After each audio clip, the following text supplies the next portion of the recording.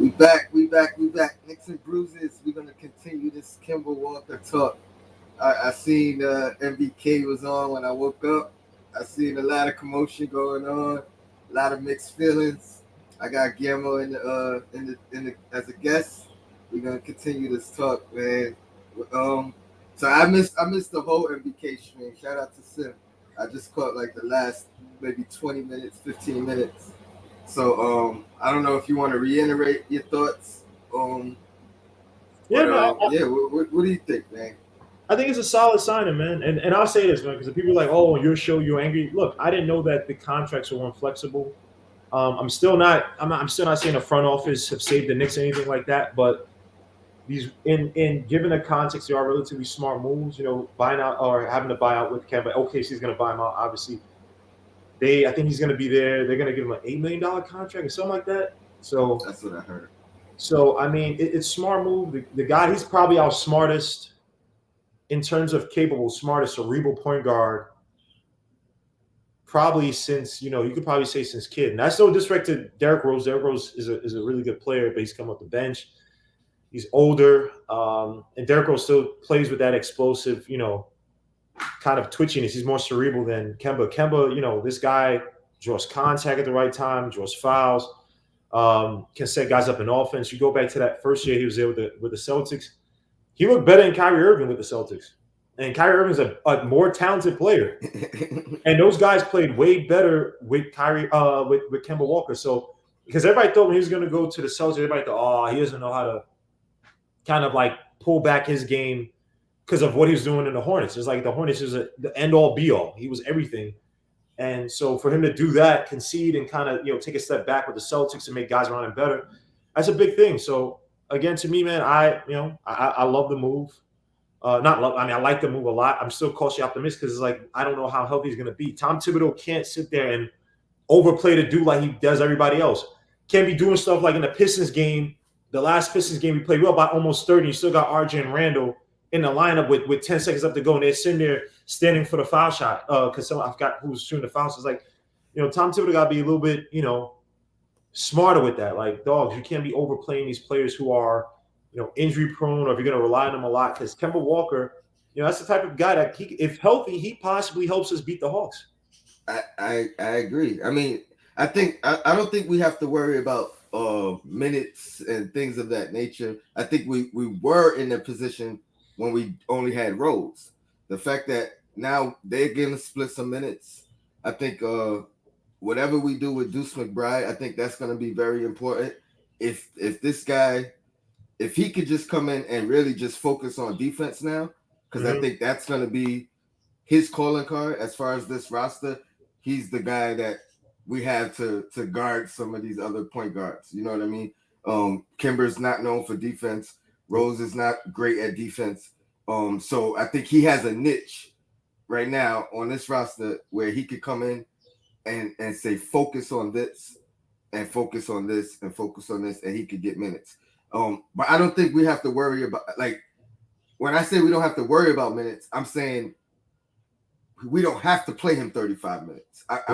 I agree with you. We can't play him 35 minutes, him or Rose. But now we're in a position where, they could split the minutes and Deuce could maybe get 10 to 15. And I think we will be in a very good position. I'll take it a step further. I think this might be the best point guard we've had since Stephon Marbury. Oh, you know what I mean? Because we're talking about we had Kid, but Kid was older. Last year of his NBA career. So Kemba is going to give us at least 2 years, 3 years of good basketball if he's healthy. I believe Sim, I don't know who else said it, but he's going to come in with a chip on his shoulder, ready to show out in his hometown. So I'm excited about that for sure. For sure. You know what I mean?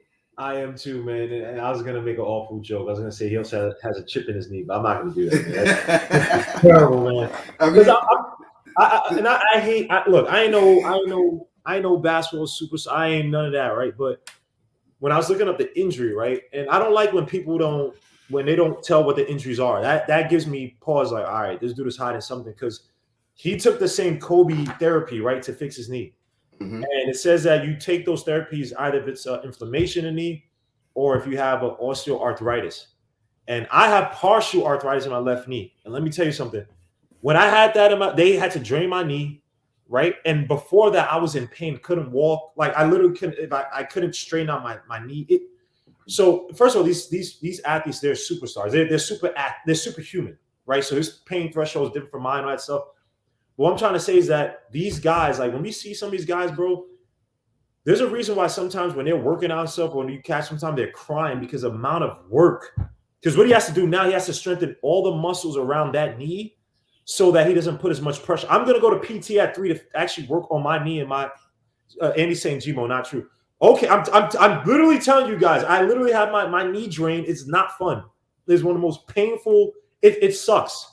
So I'm saying with Kemba Walker, they're gonna have to manage his minutes, probably his PT, whatever, conditioning, healing, all that stuff, and with the trainers, that stuff is gonna be a work. It's gonna be they're gonna probably be games. They said the procedure is new to the medical market. Well, I'm just what they said the maladies that they use that for that Kobe had the Reno kind Regenal kind or whatever it's called. They use that for osteoarthritis and for inflammation. I'll give you the link, Andy. But I'm just saying with Kemba, let's just be cautiously optimistic. That's what I'm saying. He said Kobe that because that was a brand new tech at the no. But what do you agree or disagree? Andy, all I'm just saying is that he did the same thing as Kobe, but for in this case, it could have been for osteoarthritis or inflammation. But overall, I man, mean, I'm happy. it's considered a minor procedure, though, correct? Is it Regenokine? I thought I believe because Oh he yeah, had it's not that done in Boston, right? When he was right. with Boston. Yeah. It's not like ACL injury. But what I'm just saying is that what I'm trying to pinpoint is the ailment, what he's suffering from I mean, overall. And overall, we can't argue he's been injury prone throughout his career, so that is a risk. I mean, and we got two guys like that. Derrick Rose, same thing, injury prone throughout his career. right, But right. I mean, at this point, we can't really dwell on that. We gotta hope he sustains health. Oh yeah, yeah, But of course, yeah. you know, from a talent standpoint, I mean, did we get better from last year? 100%. I don't Yeah. think anyone can argue that. Um, did we lose a little bit defensively? Yeah, but we haven't seen these two new guys under Thibodeau, who's going to emphasize defense Right. and make that a priority. So I have faith that we see at least a little bit of an increase in their defensive effort, and hopefully it translates. And Um, another thing to that too, man. Well, I guess when you talk about what you lost, right? I'll say this. I want to say this on Sim Show, but it's gonna take too much time. Like even with your boy Fournier, right? Because I'm actually doing a video on Fournier. Is just whatever time. And I want to point out with Fournier is that what they were running in Orlando, they ran more off-ball stuff than we did, and Fournier was a big part of that. When we talk about the Spain pick and roll, he ran that. When we talk, and he ran a different variation. Now it's to get Randall open. So there are a bunch of plays out there that you can, and he also ran flex option, obviously simple screen across, screen down. These are off ball plays that could definitely benefit Fournier. And just to that, just to connect to the Knicks, many times last year we said, "Oh man, their offense is predictable, blah blah."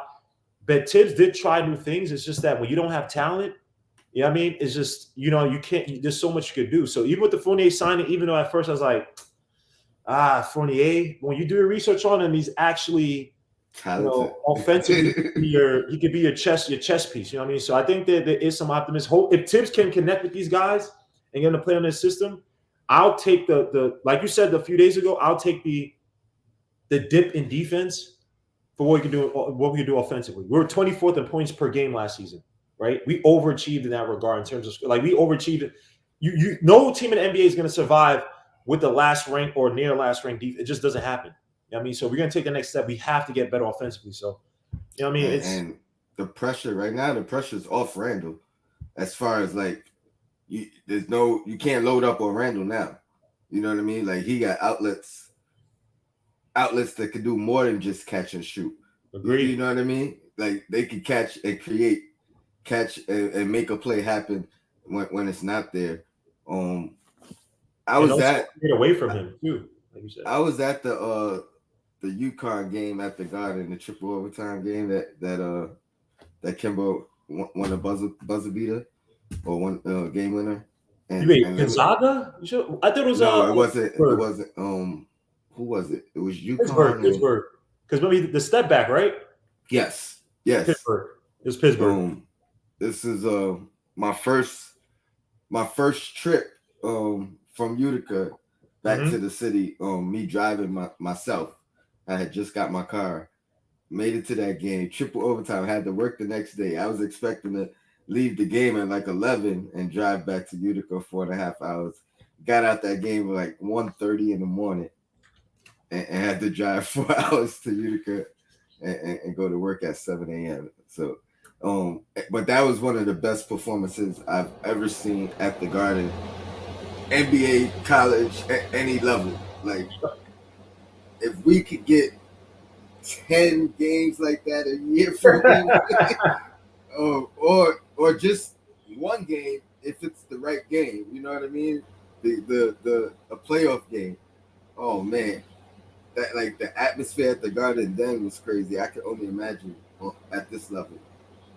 I'm So excited, man. can I ask you this though? All right. So I just had a vision when you just said that. When you talk about playing teams like the Hawks in the playoffs, who again they get another year of cohesiveness, I think that could be very dangerous. They have the talent. It's just they had talent in years together, right? Would you have a plan where you basically say, look, we're gonna play you about maybe 60% of the regular season games just to keep you alive for the playoffs? Or are you more concerned about, look, we need to get the standings. Let's get the standings first and then see how things play out. Do you have enough confidence that the Knicks have enough depth to try to carry us back to that fourth, fifth seed, and then you unleash Kemba in the playoffs, a truly healthy Kemba in the playoffs? Like, closer play. Obviously, he's not gonna miss every game in the regular season. Or you're just like, look, we need the wins. We worry about that later. Uh, well, let me start by saying I think we're a lot for at least the sixth seed. I think we avoid the play-in now at this point. Like I wasn't too Right. confident. I couldn't have said that statement, 24 hours ago. Mm-hmm. But I thought we was anywhere from 6 to 8 range, or you know what I mean, somewhere there. But now I think we avoid the play-in. We may not get home court again, but I think we could get that fifth, sixth, fifth or sixth seed. Yeah, I definitely Um, we definitely beat the play. I think we're above the play-in. so Um, I'm happy with that. mhm. And then we still have that outside opportunity of overachieving again and maybe staying at that fourth seed, which at this point I'd be more confident because last year I didn't like us. Like I was happy we got home court advantage, but I didn't like us not being the underdog again. You know what I mean? The whole year we had that underdog mentality, um, chip on our shoulder, and then it's like the success peaked right at the very end. I mean, Mhm. we got that fourth seed with the last game of the season, right? If we lost that game, we wouldn't Yep. have. We got You know what I mean? So we it. peaked right there, and then it was like, oh, fourth seed. You know what I mean? We beat the Hawks three. We swept the Hawks this year. The expectation became on us at that point. Mhm. This year, I wouldn't be that concerned with the expectation being on us because now we have guys that have proven to be successful. They've gotten to the playoffs before, won a Mhm. series before, um, and we have more. What we lacked in that game, we have more ability for players who could create on their own.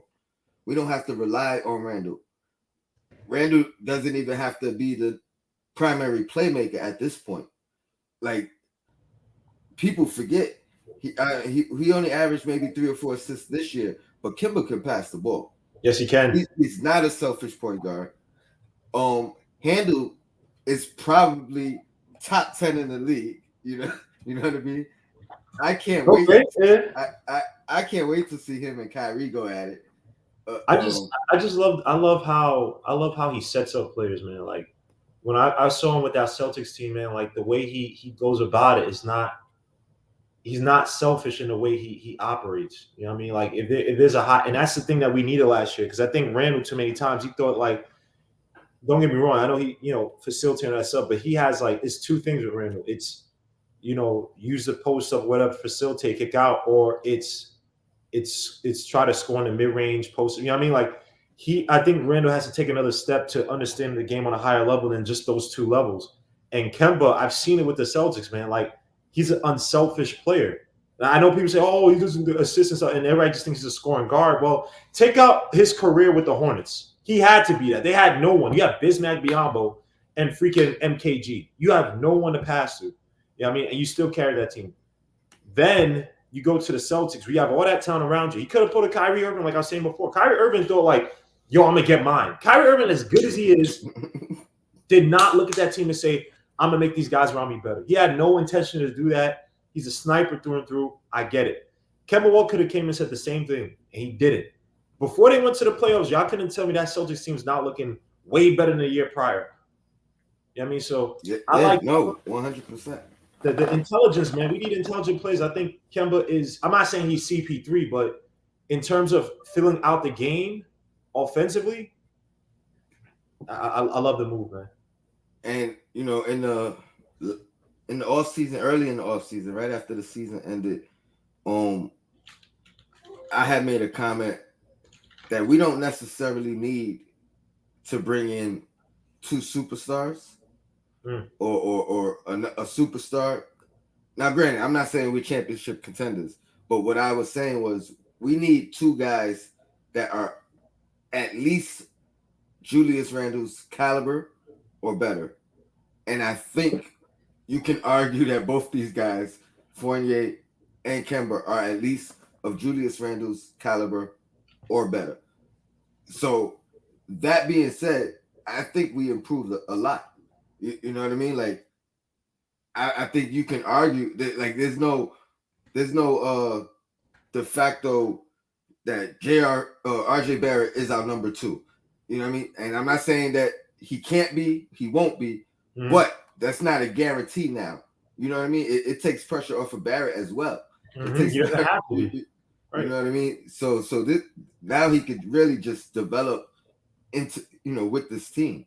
We got a veteran point guard that averaged, I believe, 19.3 or something throughout his career, 3 and 5.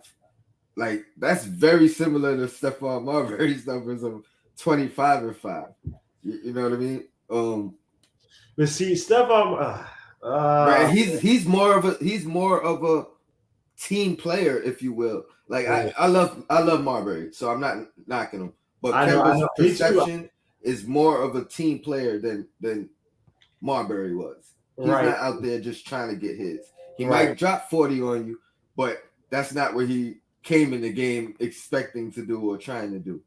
I had I so re- much hope for I Marbury. really love this signing, man. I think we improved a lot more than even some of us Knicks fans are giving us credit for. Mm-hmm. Um, Just having, just having a competent point guard at that position from where we were last year, right? And I know I hate comparing it just to last because obviously last year, Alfred Payne and all that stuff. I mean, come on. But just having a competent point guard helps out tremendously. You talk about a guy that, when healthy, is probably one of your better point guards in the game.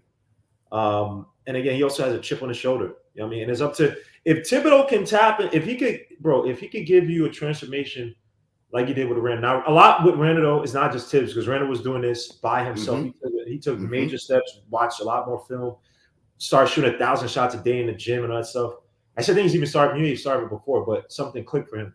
If those guys could take that next step, we are we're a threat to get past the second round. I'm not saying we're fine. We're fine. We ain't at the finals yet and that stuff. But if those guys take that step, they get it to work offensively.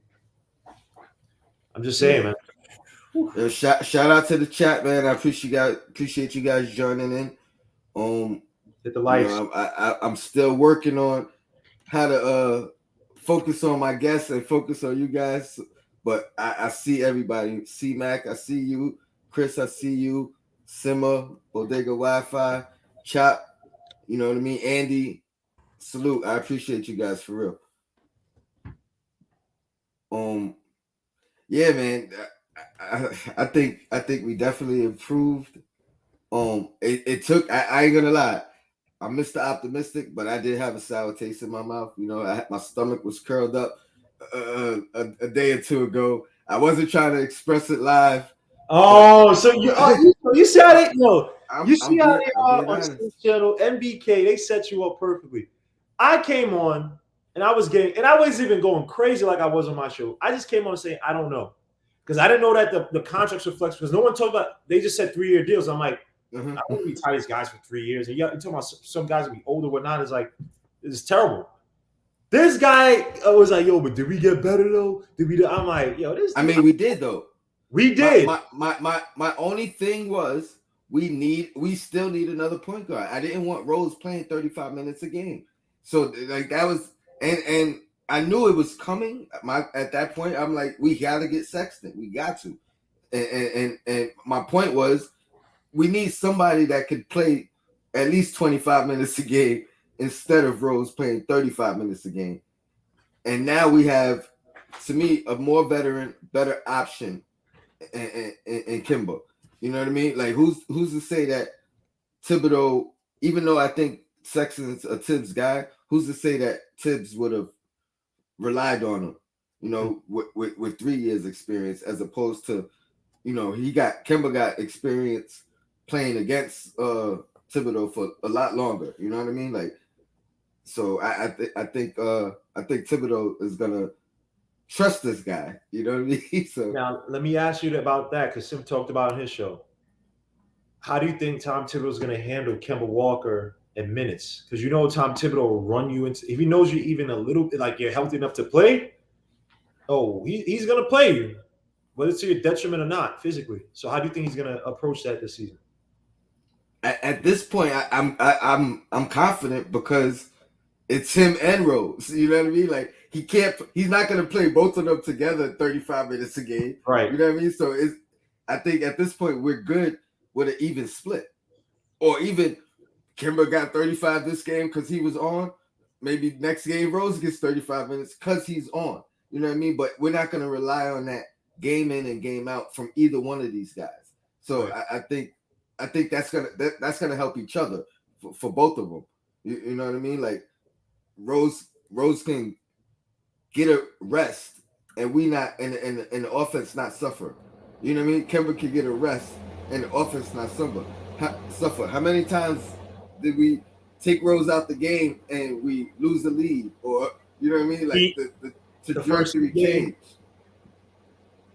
that first Heat game, we needed, and that was his first game with the Knicks, and they didn't play him in the fourth because they want to be cautious and you know, Butler and So, RJ.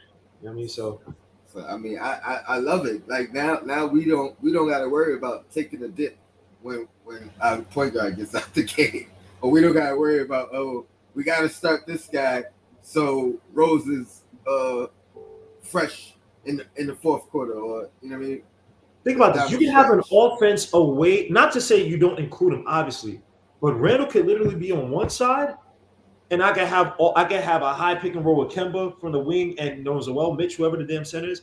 I can have an offense that's more multifaceted. That if Randall has the ball, you just can't throw a double team at him, like say how the Suns Yes, did the first game. You can't just sit back and say, all right, leave Capella and help because we know what Randall's going to do, and none of these other guys are going to hit shots. And you know what I mean? That even if Kemba, say Fournier is having a bad game, quickly could come in and say, yo, I just need 3 threes from you this whole game, bro. I just need you to come in and hit from the outside. You're my catch and shoot specialist. yes. I don't. The sophomore slump, whatever. I don't need to depend on you to handle the ball and do that stuff. You could slowly work into your role. So that's another thing with the Kemba Walker sign that allows us to be a lot more patient with some of these young guys because Kemba's not going to be here for. He's not our future. It is what it is. Rose is not our future. You know what I mean, so it is a nice contingency plan for Tom Thibodeau. Because we say, oh, he doesn't like young kids. Well, these young kids are gonna grow up. You know what I mean, they're gonna get older. So the playing time. So he already has IQ working on his mid range that stuff. So I like the move a lot just for what it does for the future. It allows Tom Thibodeau to have talent now and create a nice building buffer for the future. You know what I mean? You don't have to, because IQ last year, and granted, IQ, I'll give IQ credit too. He adjusted last year, became more of a better. Well, there's also tips putting more as a catch and shoot player, but you know what I mean? We left Tom Thibodeau hanging last year, bro. He had Peyton. Like, son, yo, what? Nah, so no. This guy who had Jimmy Butler and no. He didn't even have Jeff Teague. Yeah. Alpha Payne's not even a Jeff Teague. Jeff Teague Yes. is better than Alpha Payne. And Alpha, yeah, come on, son. Nah, so I mean, now we have the ability to create from every position except the center position. Think yeah. about it. Like any Unless one of these guys can have the ball in their hand down the stretch, and it could be a bucket. You know what I mean? Fournier could get a bucket at the end of the game. Kemba could get a bucket at the end of the game. RJ could get a bucket at the end of the game. Randall could get a bucket at the options opened up all over the floor. You know what I mean? Like now it's really about health. I think if we could stay healthy from Mitch to our 2 point guards, you know what I mean, and the guys that don't have a injury history, knock on wood, that they don't get hurt. I think healthy, we could potentially get back to the 4th seed. I think that's a ceiling now at you know what I mean. At the very least, that's a ceiling. I don't know if we could get. I don't know if we'll do better than that, but it's not out of the realm of possibility to get that 4th seed again. And I don't think we go any lower than 6 seed. So let's talk about the teams who are better than us. Let's talk about the teams. So you got. Let's start off. Obviously, the Bucks. They'll be you count them whatever one whatever. Bucks, Philly. I still think this. The Heat. The Nets. The Nets. That's 4. Wait, you said? The Heat. Oh, you said the Heat. Yeah. Heat. That's 4. But I'm still kind of. I know it sounds crazy, but they are relatively healthy. Kung was going to be out. They're relatively healthy, and they this is a second year playing with each other. I agree, but I mean we're only bringing back 2 guys. You know what I mean? 2 new guys. That is true. And Mitch was hurt last season. I'll give you that. Mitch was hurt last season, and they had a stretch. They had a stretch a little bit better than us down the stretch, but we were still neck and neck down the stretch. You know what I mean? But see, here's the thing though. We got hot with the same coach the whole season. They got hot with a new coach. Agreed. So they might be hot the whole season or relatively hot next year versus, and I'm not taking away from the Knicks last year. We made the playoffs. I'm happy, blah, blah. But let's be honest. We also were playing a lot of teams who were missing guys when we went on that run.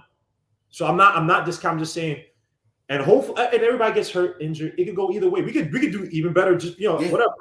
I'm just saying we have to watch out for that. And granted, we have other players, so it could go either way with the Hawks. The Hawks are just I think they're a sending team, but a point guard who's slowly getting up there. He's slowly getting up into that top 5 ranking if he's not there already. So we will see Chicago up there. Oh, stop.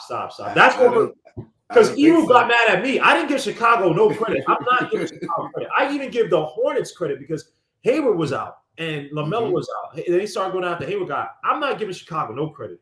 I gotta say they got better, but I don't think they're better than us. And they have more chemistry issues to work out coming in than we do. Lonzo Ball, like people saying, oh, he's a point guard because y'all look at his assists. Like, bro, he don't get to the basket, he don't get to the line. 2 coaches took the ball out of his hands in 2 consecutive seasons. Alvin Gentry and SVG. I don't know, Sam and young people don't like him. Fair enough, but if you're that good of a point guard, I'm not taking the ball out of Chris Paul's hands. He was with Harden. They did that one year, but they were sharing the ball. I'm not taking the ball out of freaking John Morant. I'm not taking the ball out of a so-called top point guard in the league, bro. And Lonzo Ball disappears in games. A lot of games you don't even know you're playing against Lonzo Ball. That Knicks game we played. How many times you realize I had to look like, yo, was he injured? I was like, yo, this makes it weird. Where is he?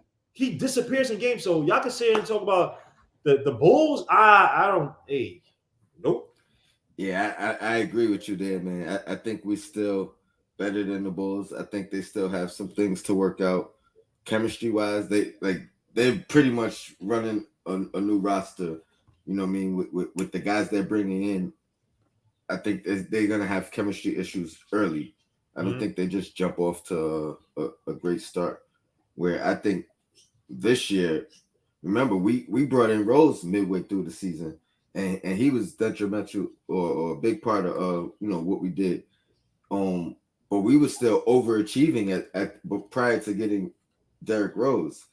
Back to Atlanta, they were underachieving, for the majority of the first half of the year. Mm-hmm. And they brought in a lot of talent. So maybe that was their chemistry growing pains early. You know what I mean? Not discrediting Nate McMillan, but maybe it was a combination of both. These guys learning each other and then him putting a glue together and showing them how to figure it out. But man, I'm a lot more excited than I was before. I kept saying we still need a point guard. We cannot rely on Derrick Rose for 35 minutes, and now we do not have to. Um, yeah, I'm excited, man. I'm ready to run it back. I'm ready to see the summer league team and see what we have in these young guys. I think I'll say it again. If McBride could come in and just be a defensive pest and just let the rest of this game be a bonus, I think that can go a long way for us, a very long way for us. I'm not saying we're relying on the kid. I'm not saying we he has to come in and be the point guard of the future because there's no more pressure on him. Now he can find a defined role in this, you know what I mean, in this system, in this within the team. Without Kemba, I was afraid maybe too much pressure was going to be put on him, and we were relying on him because we had who was our other options to give Rose a break. We don't know what we have in for Vidoza, um, Nope. and I don't know. I've never heard anything about him defensively. So I McBride, man, he has a role on this team now. Come in, be a defensive pest. Anything else we get from you is a bonus. There's no pressure on him. Mm-hmm. Maybe 10 to 15 minutes. On a good day, we never know what tips, but he's got a roll, man. I'm excited. Yeah, especially for and people kill me and say, "Oh, I didn't like Grimes." I don't like Grimes. It's like I watched him. It's like okay, he's cool. I would have liked Josh Chris for the for the upside, but Grimes gonna come in, and I gave Grimes credit. You know what I mean? The guy came in as a highly touted 5-star player with Kansas. It didn't work out. He's not as explosive as he was in high school. Obviously, high school and college, the talent gap it narrows. Um, and so when you look at a guy like McGrimes, he reformed himself as a 3-and-D player, right? So I got to give it. So he may have a fit to it in Tom Thibodeau's offense too, down the line in the future. Those two And guys might go to the G my, League. I was just about to ask you, because I think at this point McBride is more valuable to the team than Grimes. And I say that because he's more likely to get an opportunity. I was going to ask you, where do you think Grimes fits in the rotation if he even gets? Do you think he gets in the rotation at all? Nah, not this season, man. I think that they have their guards because he could play. He could defend 1 through 3, but you wouldn't call him like he's 6'5" with a 6'7" wingspan. So it's not as if it's you know a guy who's gonna defend. Like he's not he could defend. I'm not saying it like that, but he's not a guy like you say. Oh, I'm gonna put him on a 3 night and night out, and I'm okay with the lack of natural shot because the length with his hands and stuff like that. So I think and that's where I think that we're weakest at the wing position. That's that, or I think that's one of our weaknesses. We don't have a legit wing. We also really have a legit other four. I know For Obi. yeah, I know he people. has to develop. Obi is He has to right. Obi is it, raw as a mother effer. So right right uh, now. Areas of concern going into the season for me, and then I want to hear your areas of concern. Um, number one right now is probably. I feel like RJ is going to get the most. Uh, he's going to get the toughest defensive assignment every night, Yes, every single night. I agree. So his defensive development, and it hasn't been bad.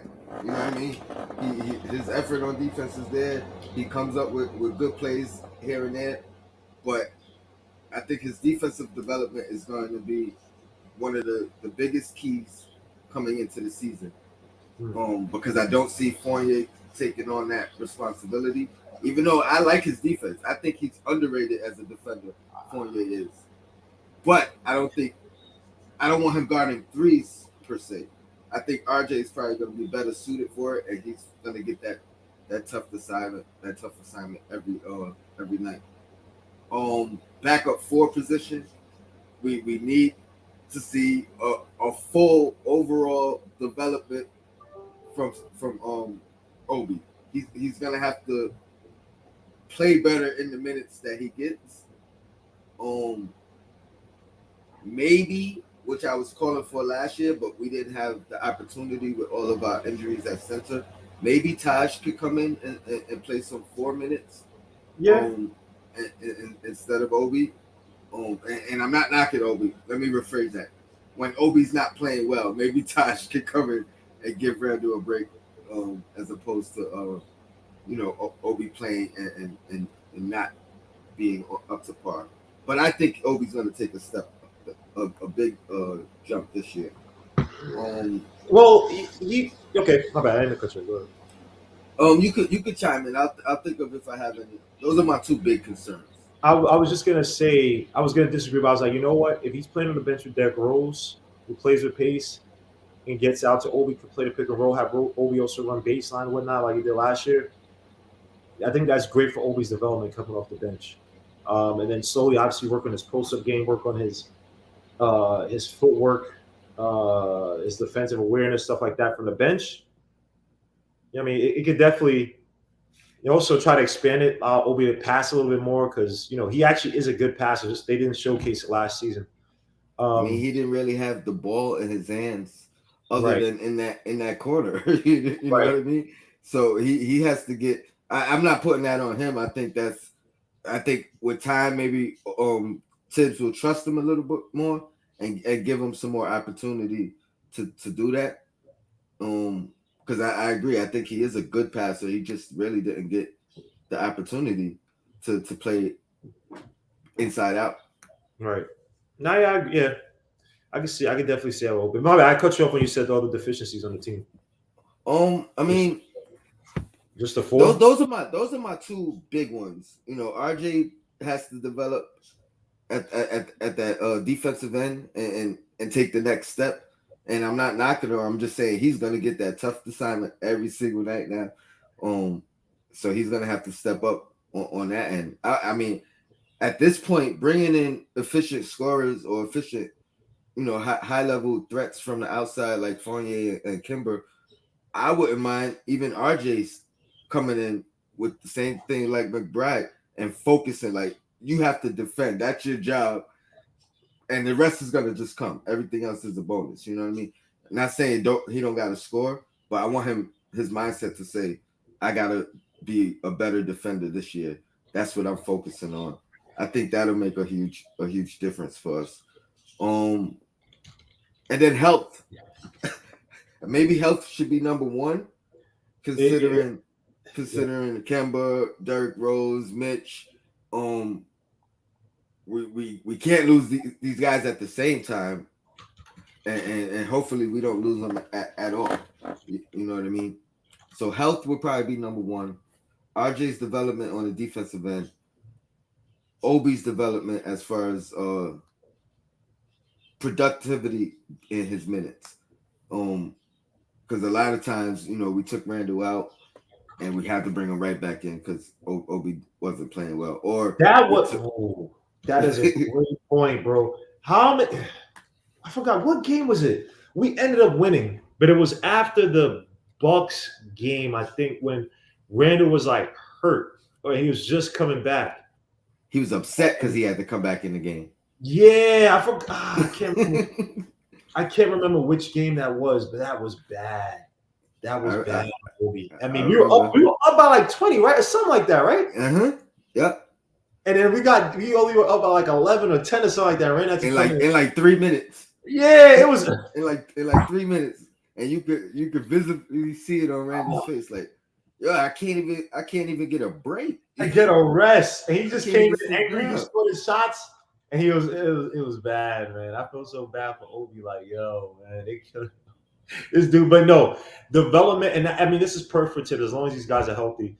Because Tibbs, like, having those contingency plans, not contingency, like that, you know, have my starters, my young guys who should be stepping up. You know what I mean? And it's up to these guys, like you say. You come in, you play 5 minutes, 10 minutes, whatever. You come, you gotta kill it.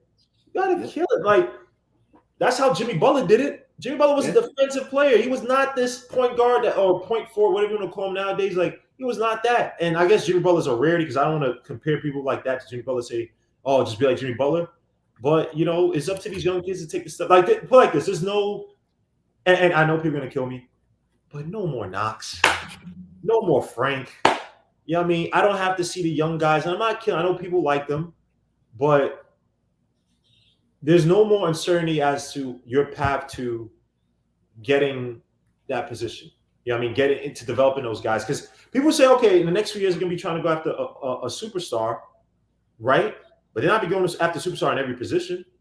That point guard position is going to be up for grabs. So Miles McBride, freaking even IQ, if they're trying to so-called develop him into that type of guard, a point guard or a combo guard who can play the point, is up to him to be able to hit from the mid range. That's him working on a shot each and every day, which he is doing in the summer. So I give him credit.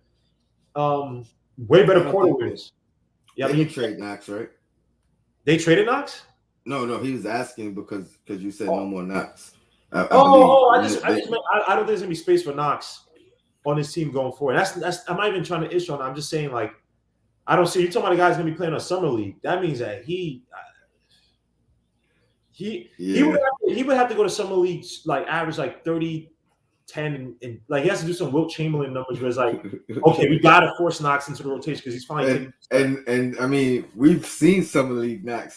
That things legends are made of. Woo! So I It's don't like even know if Knox that came I out don't on even one know if play that and slotted helps. off the dribble from deep. I said, because I remember Sim was covering it. That's what I remember. Sim was covering it, and I said, did Knox just pull up from deep off the dribble? I said, nah, you gotta start this dude, man. And Marcus Morris did come in, but even when Knox got his time, it was that dude was lost. So, sheesh. No offense to Knox. Sorry, Knox. I haven't. Have you seen?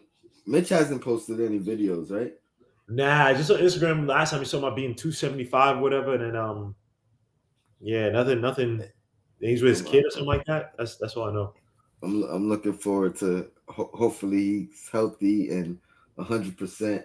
Um, and if he develops anything offensively, Oh my god. that changes things as well. Um, I love the fact that now we have uh some veterans surrounding our young guys, which we don't have to we don't have to rely on their development being fast. You know what I mean? It's almost back to the old school NBA where young guys you accept the fact that young guys take time to develop. Mm-hmm. I think that's one thing that a lot of us fans nowadays we expect guys to come in with and play at their prime level, and it takes years to reach your prime. Mm-hmm. It takes years to sometimes it takes what I mean. It's very rare that a rookie's gonna come in and have an impact on their team, whether it's a first round pick, a lottery pick, a second round pick. You know what I mean? Like, and a lot of times it has to do with the opportunity that you're in, the situation that you're in. You know what I mean? Sometimes you get thrown in and it helps your development, but sometimes getting thrown in hampers your development. It crushes your confidence Anyway, early on. But yeah, I'm excited, man. I think we made a move that keeps us at the very least in the playoffs without a playing fight. So I'm definitely happy about that. Ah, this is interesting, man. This is weird, man. Like on one hand, it's like these guys are healthy. Um, damn, these guys are healthy, man. But I just hope Tibbs learns his lesson, man. He has to. It's not about you can't. He can't do what he was doing before with players, man. You gotta control the minutes. You got to control the minutes, man. Please, Tibbs. Please, Tibbs. I'm begging you. Control the minutes. Have a cohesive unit out there that you can play in the playoffs because they're healthy enough because you weren't running them into the ground. You got your youngins. If you want to like I think it was Andy who said it perfectly. You can have your games where you're up by 20 or down by 20. You put in your young kids. Just put the young Yes, kids in. yes, Miles McBride, even in a game where you're winning by 20 points, I doubt Miles McBride is going to pull an Obi. I doubt it. I watched this kid play. I doubt he's going to pull Obi where he's lost on defense. Like he can't contribute. I, I mean, I agree, but it's different for that position because he's gonna have to have the ball in his hand. that's true. It's like he's gonna be controlling what happens on the floor. Where Obi literally really had to wait for the ball to come to him if it came to him. There's also his So, defense was bad too. Like he was getting lost too early in the oh, season. absolutely. I mean, So that's expected from a rookie, especially. I mean, I think any position that's expected. I don't know if McBride is gonna come in and be a lockdown defender. I think over time he could become that. But as long as he's pesty, irritant, I think I think that's and it's easier to be an irritant on the perimeter as a guard, you know what I mean, or a wing than it is in the post. Like being an irritant in the post, you're probably gonna be in foul trouble. Being an irritant, picking up full court 20 or 48 feet or however long it is. Um, that's play that what's that role? Patrick Beverly role. mhm. He could do that and then grow into whoever he's gonna become that Y'all, down the gotta- y'all, line. y'all gotta see on Miles McBride, man. I've been talking up this kid, bro. I'm telling you, man. That kid, he has something to him, man. Now, people say you could be Drew Holiday. Some people say Kyle Lowry, but I'm telling you, I like his game a lot, man. I think that he could be. He might be Tibbs' point guard in the next 3 4 years, man. Like that. I mean, I know he's a little undersized, 6'2", whatever, but he's a dog. Like let me see. Jay Boogie, salute, salute. AKC. Come on, yo. How you gonna name me Styles? Because Styles is one of my favorite rappers, man. Come on, man. Name Tony Crow's Jada, man. But nah, that versus was. Oh man. Oh. I mean, we can touch on the verses. I know it's a sore spot for you. Um, And I love the Locks. Don't get me wrong. I love the Locks. I Locks is one of my favorite groups, but y'all gotta realize, man, Dipset, they they brought a certain essence when they first came, man. Like you don't understand. Cameron, obviously everyone knew Cameron from Confessor of Fire. I forgot the other album he did. It was 357. I forgot what it's called. 357. 357. Like No, songs no, like no, Let no, Me no, Know. no. SDE.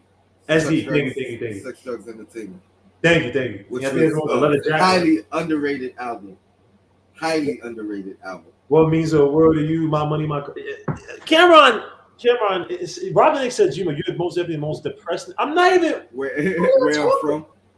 I've been so since Robin Nick, you troll. This guy Robin Nick, yo, bro, I'm literally giving the Knicks mad credit. There's nothing bad. They say, yo, Grimes like, oh, young Wilson Chandler. Nah, I wouldn't say that. He's also a better shooter Yeah, than Wilson Chandler. Chandler was 6'8", right?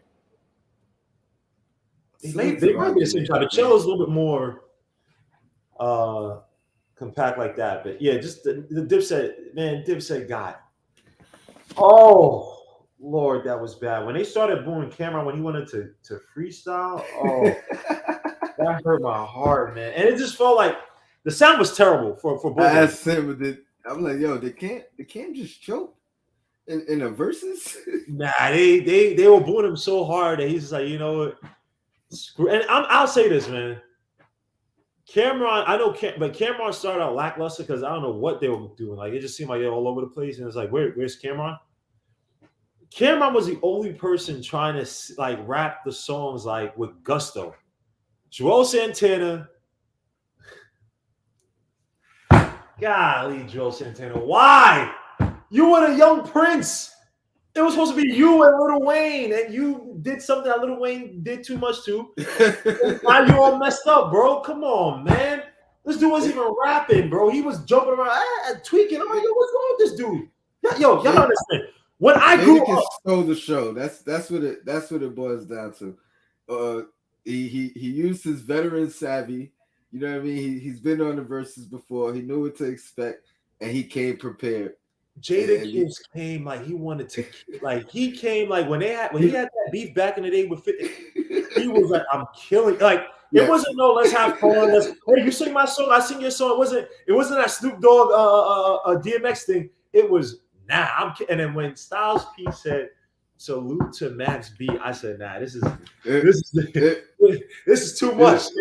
They was taking jabs like in between records that was hurting more than the record sometimes. Like yo, Locks. But it was a win for New York. How about that? It was a. You know what I mean? They didn't take nothing away from Dipset's movement, which was one of the biggest movement in New York history. I even think the Dipset movement as a whole is bigger than G Unit movement. Not 50, but G Unit movement. You know what I mean? Like biggest movement in New York. If you talking about rap, Dipset. Dipset, man, Dipset had some beats and stuff. But it's just you know what it is too, Tony. It could have been an energy. Here's the thing too. It could have been an energy versus bars thing. Let me say one thing: the Locks are still brothers. Dipset aren't. Mm-hmm. When I'm seeing three guys walk around the stage and then I even like really like talking to each other, like meanwhile on the other side, the Locks are like, yo, like they like Styles P is hyping up. The only hype man they had was Freaky Z. I felt bad for Freaky Z. He's the only one trying to hype up something. But and I had mentioned that too. Like that's one thing. Like they all hyped each other up. Where Jewels was out hyping Jim. Jim was out hyping Jewels. Cam wasn't coming out hyping them at all. Like he was in the background anytime his band members was up there performing their record. And I think that camaraderie, you know, it I'm not gonna say it was a difference maker, but it didn't help the lack of camaraderie. Dipset, when before Joel Santana was trying to do his thing with Lil Wayne and went awry, and before Jim Jones was speaking with 50 Cent, because that's what broke up Jim Jones' Cameron. Is like he was not siding, but he started, he wanted to collab. No, he wanted to. I remember he told Cameron, he's like, oh, what do we do like a fake beef with him? Cameron's like, what? So Cameron's a dude like you cross him once, he don't mess with you. It takes a while because he's cool with Jay-Z now again on the surface, but once you cross Cameron, he don't. So when Jim Jones did that, it's like, you know what I mean? But D Block, like they've been like this. The only person I can say that D Block, they kind of, it was like J Hood. Like J Hood don't really, excuse my language, they don't really Block, but but even that, like that's an offspring of the group. You know what I mean? That's like, not even like it technically that's not the Locks. That's D Block. You know what I mean? Like so, but you've never heard any type of rift between those three guys. You know what I mean? Which is beautiful. And I'm sure they've had their arguments, their fights, their issues, but it always stayed in house. And that camaraderie, like, hey, if we not talking, y'all not gonna know we not talking. You know what I mean? If we beefing, y'all not gonna know we beefing. And that's how family's supposed to do it. Jay Boogie said that versus battle brought Kemba home. Come on, man. I mean, he from the Bronx. He probably felt the energy. If Kemba give me 65 games next season, healthy, the way he played, man. Damn, son. I gotta give Kemba credit, man. And when he came from the Hornets to the Celtics, I was like, how's this gonna fit? Because he seemed like a score first guard, man. But Kemba's, I like how he plays, bro. Go back to that Nick game. It wasn't the game that me and Sim and not me and Sim. Sim had the whole The MVP. event. It wasn't. I'm trying to remember the games. I was watching this at home. No, you know what? It may have been. It may have been y'all went because I remember I missed one year or one of the games y'all went, and it was the Celtics. I remember obviously the Celtics versus Knicks. Randall was here the first year, and he killed. Like he just kept driving into Randall, drawing, and they had to take Randall out the game. Like Kemba's that smart type of point guard. Like I love those. They know, like they don't just try to use athleticism or just shoot chuck up shots. It's like they understand the game on a 3D level. Okay, my game's not doing good, right? But I know IQ is high. All right, IQ, we're gonna set up a pin down screen for IQ to get him open out on the perimeter, and we're just gonna keep feeding IQ until he can't. Until he's and that's another thing that Walt Clyde Frazier talks about. And he gets mad whenever they sit down somebody white hot in the game. They're like, why would y'all sit him down? And I've heard him say that every season. They say that he says that. Like, why y'all sitting down the white hot guy? So I'm just happy we have a smart point guard in Kemba Walker. He just has to be healthy. Please, Kemba. Please. Someone says Kemba should have never signed with the Celtics. He should have signed with the Knicks. I'll tell you what, I'm happy it played out this way. We getting him for $8 million rather than that contract he signed, and he got a buyout, so he's still getting most of that money anyway. Right, you didn't want to be tied to that, and I can't kill Kemba, man. The Knicks were in disarray 2 years ago, man. Like y'all look, we Knicks fans, right? But y'all also got to realize on the flip side, there's a dude who didn't grow up in New York. No, not Kemba, but some of these guys who didn't grow up in New York. They don't give a damn about the guard. They don't give a damn about New York, right? They come from someplace else. We own New York. You're like, huh? I don't want to kiss about no damn New York. They're looking out for their family, so they're not gonna sit and be like, yo, let me go to the Garden with Fizdale and Steve Mills and ruin my career to do that. Man, we got to get out that mind. I understand.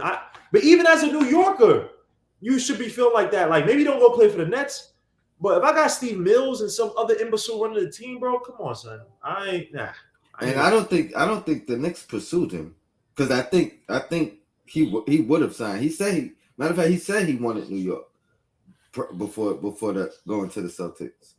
While he was on the Celtics, he said I thought they tried. I thought they pursued him and he said no. I gotta check it. I thought it was that they pursued him and he chose the Hornets over them because I thought they were courting him. Before. But I'll check. So Rob the Knicks says Harlem dudes are too cool sometimes for their own good, and they look like they love each other. I would say this about Harlem. Big L is one of my favorite rappers, one of my favorite lyricists. Big L is Harlem by default, but Big L, I know what you're saying, Rob, but Big L would have killed anybody. Rest in peace, Big L. And Cameron, I think by himself, Cameron would have been good. Better. Would have been better. What I saw yesterday, man. Oh, Joel Santana when he was on the floor, like fake sleeping, he looked like he tried to he went back in 2003 with the freaking headbands. I was like, if everybody was doing that would have been cool. But it's like Cameron came out with the tracksuit, looked like a retired drug dealer, freaking Jim Jones with the black. It's like it didn't seem. He looked like Rico. Yo, you got what is it? You got 18 bricks. You got 18 bricks on you. Damn, great fool, by the way. Underrated movie. I don't care what no one says. One of my great movie.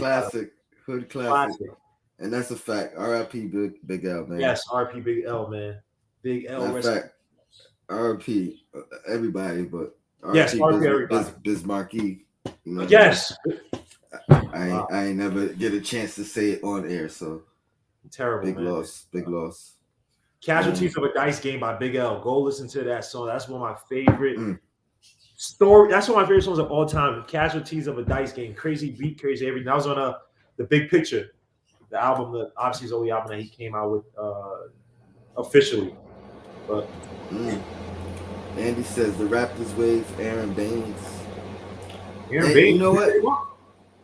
I wouldn't mind having somebody with some girth at the center position, but at this point we bring anybody else in, which hey, I'm all for getting better. that means some of these young guys might be on two-way contracts instead of actually roster spots, right? That's true, but if I'm not gonna play Grimes, and that's not even But disrespect. and I don't even know if Grimes can be put on a two-way Oh, because you're he's right. a He's a first. first round. It would No, no, have it would no, have you to be can't. McBride, I'm sorry, my bad. You're right. You're right. Right. He's the first round. You're right. Well, or Jericho we would have Sims to and make a make a move, maybe move Knox or something. That and at this damn point, son, you moving Knox for Aaron Bate? Damn, Knox I'm is a no, I'm not saying to do. I'm saying that's who would be the odd man out. I know what you're saying. I'm just saying this facetious. I'm just trying to be a troll. Like, damn, son, knocks him from being a first rounder to get a move for Aaron Baines. Because Aaron Baines can provide you strength down low, and he could shoot a little bit from outside. Mm-hmm. I mean, it is a different look. So, damn, son, I mean, Luca. yeah. I mean, we haven't seen him do anything, and you could That's true. potentially trade him, get an asset, and it's not going to hurt the other team because his contract is non guaranteed. Right. So you know, what I mean, you could probably get a second round pick for Doza, or maybe Knox and Doza get you a future first somewhere, like you know, end of the first round. But I will say this: this is a proper team build, man. I don't say it's a better team build than what I expected. So everybody's like, oh, blah blah blah. Look, I'm more than happy, or not more, but I'm happier with what they're doing. Especially when I found out that the contracts were flexible, right? That helped me out. And I always said this, even when I was on Sims, when we were on AC. What did I say? If there's a trade in place, I don't have any problem with the draft picks, right? If there's some type of plan in place. But if there wasn't, I was pissed. And then obviously the contracts, I would be pissed if they weren't flexible. We're headed in a better direction. I'm not gonna sit here and give the front office an A and all that stuff yet. We're in a better direction. But Tony, I gotta head out to PT because I No got my doubt. own freaking Kemba Walker in my left knee. So I gotta go to PT. I gotta this because I'm done. I'm freaking done with all sports, man. I'm freaking old as hell, man. But Tony, thanks No for having doubt. me on. Yo, thanks for coming on. I appreciate it, man. Salute to You got it. Guillermo, everybody. I know everybody's already following Guillermo, but if you're not, follow Guillermo. Subscribe to the channel, Legion of Knicks. Your Blackest Time, NBK fan. We rep it all the time. All day, man. Appreciate you, bro. Peace, man. Stay up, guys. Salute. All right, all right. I'm gonna comment on a couple of comments on here before I head out. Let's see. We got Bodega Wi-Fi. We need Luca because of Rose and Kimber's injury history. I mean, we might, but we also have McBride. Both these guys are technically rookies. I guess he has a little bit more experience with him playing overseas. But then what do you do? Do you put McBride on a two-way and rock with Mendoza? Wait, Andy, let's see what Andy is saying. Andy is telling us Mendoza might be the odd man out. I agree. I agree. Um, I don't know, man. What is this? Tone, drop your cash app, bro. Oh, for real? No doubt. I'll put it in the chat. Um, who else we got up in here? He's a good fit next to Randall. Won't clog the paint. Who we referring to? Baines still? I agree. Similar. If you're talking about Baines, I agree. He is a good fit. He has a more offensive game than any center we have on our roster. So I mean I think he'd be a nice pickup. Like Andy said, at least for a summer league spot. What else you said, Andy? I think McBride's gonna start the season on a two-way. I agree. Yeah, it gives us another roster spot if we run that route. So I agree. Just give me 1 second, guys.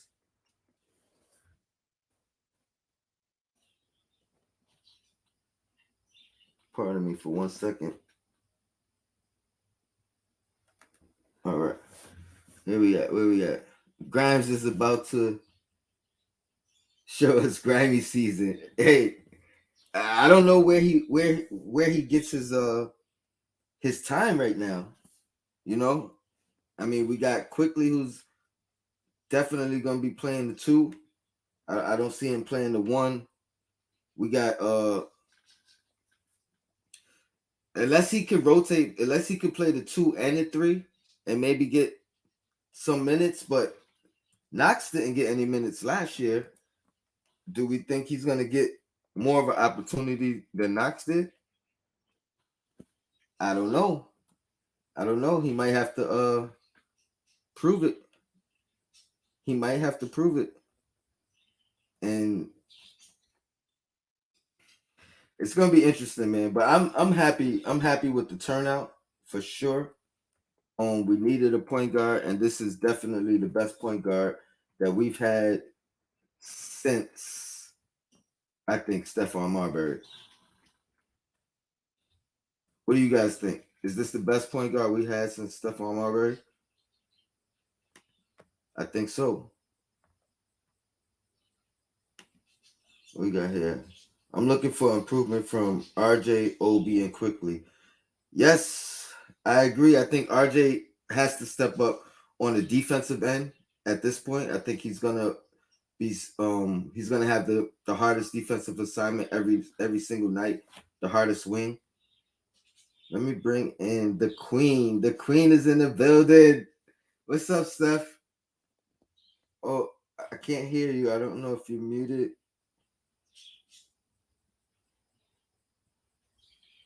but the Queen is here. She'll be coming in shortly. You might have to go to the settings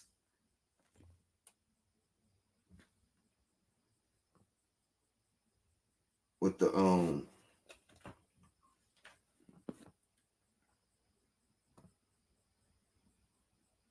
yeah, it's not on my end, but I'm definitely interested to hear what you gotta say, Queen. Um, is Kimba healthy enough to start the season? I hope so. I don't see why he wouldn't be. I don't see why he wouldn't be. Um, he didn't play down the stretch this past year, so he's definitely had the time to get healthy. I hate StreamYard doesn't save audio settings. Yeah, I know. I know.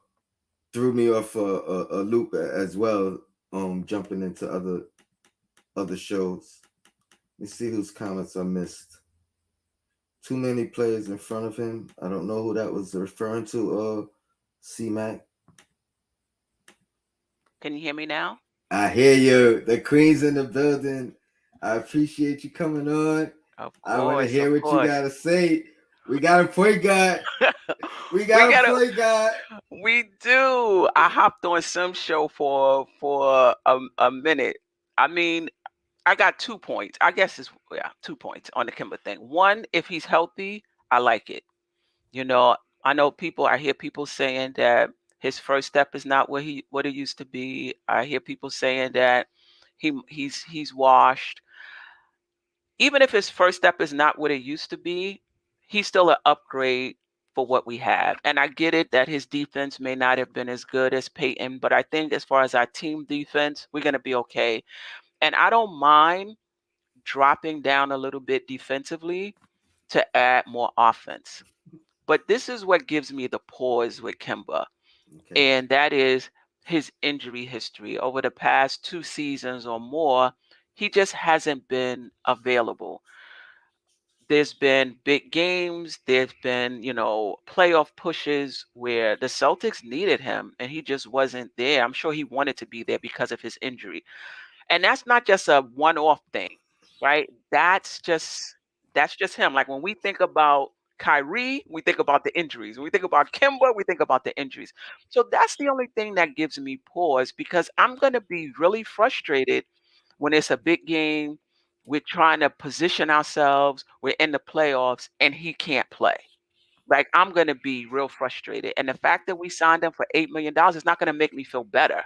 You know, so that's the only thing that gives me pause with Kemba, his availability. And we're backing him up with a point guard in Derrick Rose who has his I, own I was injury history. You know what I mean? that's exactly what I was gonna ask you. You know, so I was I'm gonna be like, like, do we want to hitch our train? I'm not talking about his game. I know people have issues with his game. I'm not even talking about that. Do we want to hitch our train to somebody that we may not, we can't really rely on rely on?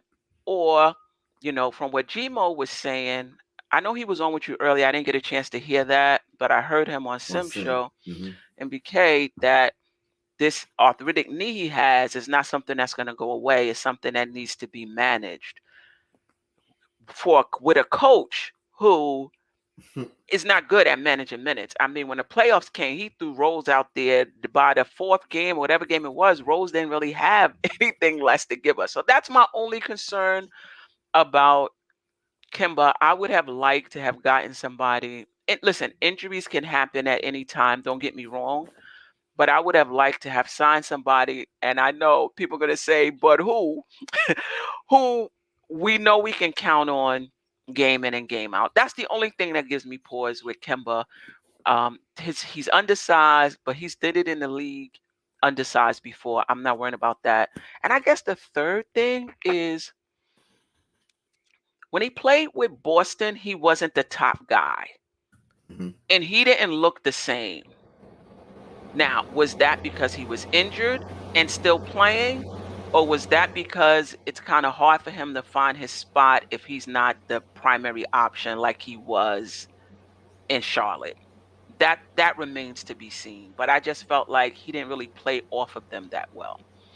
That's all I Um, got as far as Kimber is concerned. I mean, I think he played well in Boston. I think it was your first concern. I think he The didn't injuries. play enough with them. You Okay. know what I mean? I think he wasn't there. When they needed him because of health issues. But when he was on Okay. the floor, I think they were a better team. I think he actually Okay. fit in kind of seamlessly. Um, Really? I Okay. I Maybe do it was from just I the mean game or so I from saw. yeah, and I was gonna say maybe it was just the game of so that I saw. Like I definitely wasn't watching the Celtics, you know what I mean? But Right, right. I caught a few games, so Okay. I think he fit in seamlessly, and that was what impressed me. You know what I mean? Because he had other options on that team, and it wasn't like he didn't defer, Hmm. and it wasn't like they didn't defer to him Right. as well. So Hmm. um, this goes back to one of the things I was saying a couple of shows ago. I mean, I probably said it on yours, mine, and Sims, but we needed to bring in guys that were at Julius Randle's level or better, and I Right. think both of our additions, you could Right. argue, are as good as Yes. Randle or Yes. better. Yeah. Yeah. So, you know, So, that being said, I think we're there right at that not guaranteed fourth seed, but I think we're six seed to fourth seed range.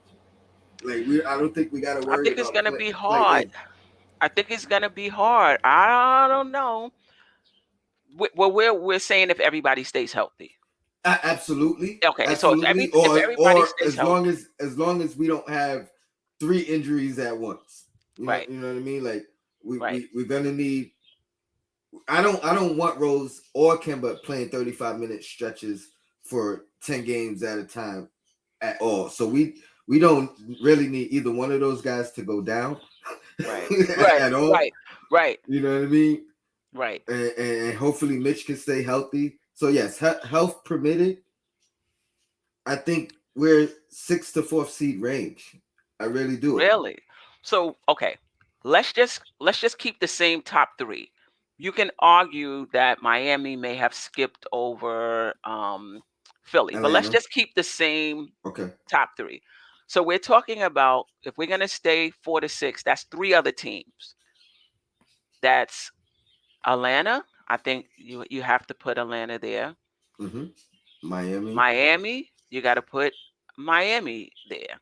So now I'm that not. that sixth seed, you're talking about and we can jump. We can jump. Anything can happen in the season. But let's just say we keep it like that. And that sixth seed now, you're talking about these Indiana teams and competing for Charlotte. that. Indiana, Charlotte. I'm not worried I- about the Bulls. but you know what? You uh, chemistry. We have to see how that team gets melds, but we got to see how we meld too. Yeah, We got to see how we. I don't think it's a guarantee that Kemba and Fournier is going to be seamless, and we're just going to pick up where we were last year and add these two guys and be better.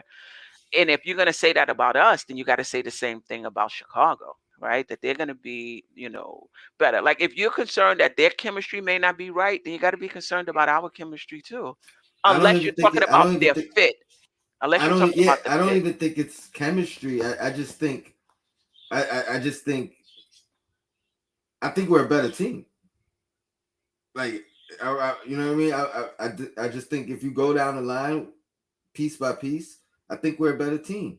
Um, and I'm not too concerned with our chemistry. Maybe Rose starts. Maybe that helps with chemistry, being that Hmm. it's not changing the course of guys that already played together.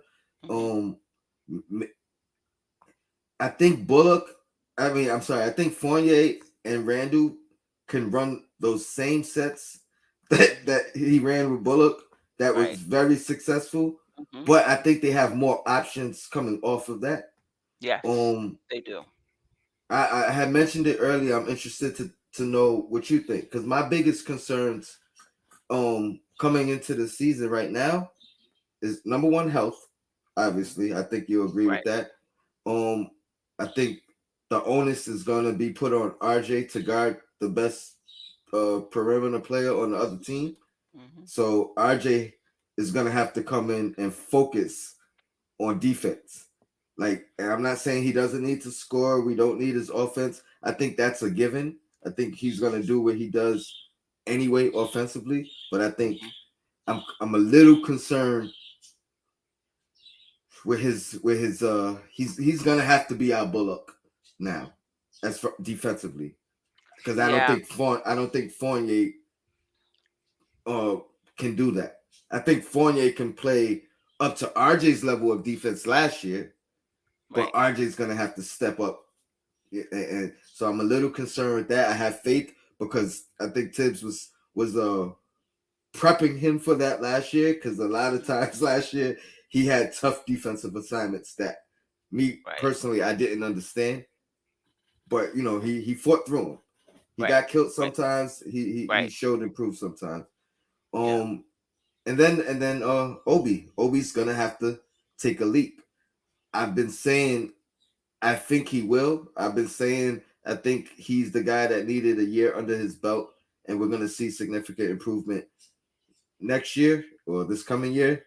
I think now it's we can't hope like we need that. Right. Right. Right. Um, Right. Right. so the We're backup four definitely a deep position team. We're definitely a deep team. I still think some things have to come together. Obi has to take that leap. You know, um, does Fournier and Kimba, if they're in the starting lineup, does that work? they On played some paper, together in Boston though, right? if Kimba wasn't injured, yeah, they definitely was on the same team. Yeah, Um, I know they played a few yeah, games together. They had some yeah, familiarity, yeah. so I mean, I hopefully they think the can only bring thing that. I'm saying is we look good on paper, but we got to put it together. We got to feel better than we did yesterday and the day before, correct? I feel a little better, but I'm still concerned about Kimber's availability. I would feel much better if we had a bona fide third guard, because if Kimber or Rose goes down, I don't think the other guy can pick up more minutes. So now we got to move into that third person to pick up those Yeah, extra minutes, yeah. whether that's IQ, whether that's McBride. Is McBride on the team? I heard some people say he might be on a two-way, so I would feel I more mean, comfortable if we had a he might third have to be guard. on the two-way at this point, or we got to do something with Vildoza. Oh, And Vildoza we might even be forgot the we third. yeah we forgot He about might, him. yeah, yeah. I just want one healthy person that can play the point guard position in a pinch because we're gonna need them. I Yeah. just think that those guys are gonna miss some games. So speaking of McBride, I had mentioned earlier, I think that McBride is gonna have to come in and, similar to RJ, focus on defense. I know that's his calling card anyway, but if he could just come in and be a pest, and then Hmm. anything else we get from him offensively is a bonus. Right. I think he has a role of 10 minutes a game. He can Um, shoot. McBride can shoot. oh no, I know he can, but Oh, I'm okay. saying I don't want him coming in with thinking, oh, I got to come in and score. Oh, I got to come in and facilitate. If he just comes in and plays a Patrick Beverly role Hmm. defensively and just pick up full court, annoy the point guard on the other team, and then whatever else you get from him, I think Right. will end up being a bonus. I think he could get his minutes Right. doing that. Right. You know what I mean? Because Yeah. we're not going to get that from Kimba. We're not going to get that from Rose per se. Right. And we don't know what we're getting from Bulldozer. So I think Right. that's how he gets his 10 minutes a game. Right. Right. I think the other point, and shout out to Chop Low. I see you. I see you. Um, the other thing is Randall can facilitate. Fournier can facilitate. RJ Um, can facilitate. us RJ can facilitate. If Kimba goes down or can't play that particular game, if Rose can't play that particular game, maybe we just run the offense, a Through different way. Randall. Yeah, yeah. Maybe we put in Burks. I don't get the sense that we're going to be leaning on a point guard in the traditional way that most teams do anyway, because we have so many people that can play make. So maybe it won't be too much of an Mm-hmm. issue. I agree 100%. I think I mentioned that a few minutes ago.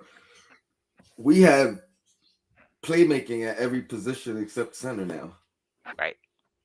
You, Right. you know what I mean? Like there's no loading up on Randall now, Right. and he Right. doesn't have to be the Right. primary playmaker possession after possession now. Right. Like Right. that is gonna help tremendously in It my is. opinion. So I'm super excited. I'm super excited. I had a little knot in my stomach yesterday, the day before. Again, I You. wasn't trying to voice it and be too Hmm. negative. I try to be the optimistic Knicks fan, but the knot is gone. You know that sour taste in my mouth is gone. I think we improved. I think we improved tremendously. I kept saying I like the move. I thought we improved already, but I thought we just couldn't rely on Rose for 35 minutes, and now we don't necessarily have to. Um, and I think Fournier's defense is underrated. I do too. I do too. Um, I do too.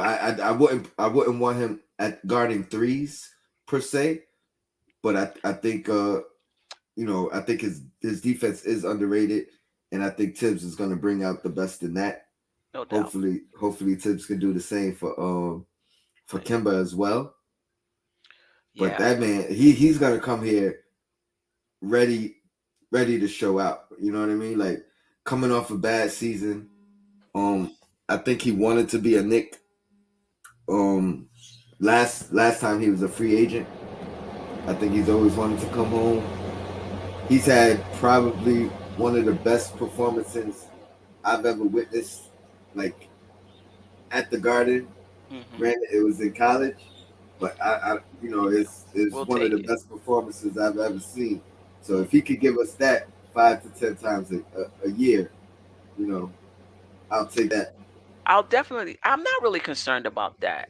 I just know that there were games when big games, playoff games, when Boston could have really used him and he just wasn't available. And I could see us in that position, mad frustrated. Like, we need this guy right now for this particular game. That's my only concern. But we'll see. We'll see how it works out. We gotta keep that. We gotta keep that next man up mentality. We had it. We had it all year last year. Let's Yeah. let's not forget we lost guys all year last year, and other guys stepped up in stints. Yeah, yeah, So yeah. we're gonna need that. Are you concerned at all with? Because I think RJ is gonna get the toughest wing assignment night in and I, night out. Are yeah, you but concerned with that? I'm not. Listen, I don't think our defense is going to be as good as it was last year. I just don't think so. I do think Fournier is overrated, but Fournier is taller than RJ though. He's Yeah, 6'7", 6'7". so he might be guarding threes. I mean, I don't know. RJ has the he's definitely stronger. I think he's stronger, but is he quicker than Fournier? Probably not laterally. Right, right, right. I think we're gonna have our work cut out for us on the defensive Defensive end. end. Yeah, because even who we bring in off the bench, IQ, Burke is decent. Obi, not so much. Noel is decent. But again, I'm okay I don't want to be a sieve. I don't Mm-hmm. want to be a turnstile, but I'm okay if we drop a little bit defensively and pick up some offense. Mm-hmm. I agree. Yeah, I yeah, agree. And Tibbs ain't gonna let him dip but so much. You know what I mean? right, Defensively, he might start a defensive lineup just because of that. And, and right. and we don't know who's gonna be. I mean, but theoretically, I think yeah, I think RJ has to start because I think he's. I don't know if anyone is better at guarding on a perimeter at this point. At this Um, point, you know what I mean, strength wise, size wise, and everything else. But man, this is I feel so much better than I did yesterday and the day and the day before. And to wake up to the news and to know we're getting them off a buyout, so it's not like we use that cap space particularly on him. Think about it. What we did use our cap space though. I mean, We didn't no, use 8 million. assets. Well, yeah, or yes, but Right, we could have potentially traded for him and absorbed it, and that wouldn't have been well right, received. You know what I right, mean? right, And, right, and we wouldn't have been able to bring back our guys that got us right, where we got to right, last year. right. So over whatever I've been saying, man, I just want to look at whatever acquisitions we get. I want them to be better than who we lost, and I think at this point we did that. Yeah, So like you we said, did on that. paper we are a better team. Um, Yeah, Now it's about putting it together, and I think if this yeah. team overachieves, like I feel like we overachieved last year. I know you hate when I say that, but but we could. You never know. We could get back to that fourth seed. It won't be easy, No, no, no. and We and, and, can, we and can. other I teams just are gonna have to dip. right. I just think that we can. Things have to break right for us, but things got to break right for Miami too. Mm-hmm. I mean, Lowry is up there in age, even though I like him. But let me tell you about that Miami system. He gonna come in here. He gonna probably lose 20 pounds before the season even started, right? Yep. Um, you know, they things have to break right for them as well. Things have to break right for Chicago. Mm-hmm. Um, the Bulls lost Graham. Not the Bulls, I'm sorry, Charlotte Charlotte. lost Graham, but they brought in two good rookies. I don't know how much they're gonna play. Book Knight probably is ready to play now. Um, I think it's gonna be tight. I think it's gonna be tight. Indiana is gonna be better. I think just because their coaching is better. Bringing in Rick Carlisle, as opposed to a rookie coach. Um, so I think it's gonna be just like last year, tight, scraping, scrapping for everything you get. I don't know if I can say we head and tails over Miami, Charlotte, the Bulls, but I think we're right there. I think our coaching. I think our culture, and I think the fact that we pretty much running it back with only two upgrade, two changes in the roster. I think that's gonna be I think that's gonna go a long way. Hmm. Oh, Andy, want to jump in? Yeah, hop in, Andy. Hop Yes. in. I'll stay on for another 20 minutes or so for you. You're my guy. Um, yeah, I'm excited. Where do you think Grimes is gonna fit at this point as far as rotationally?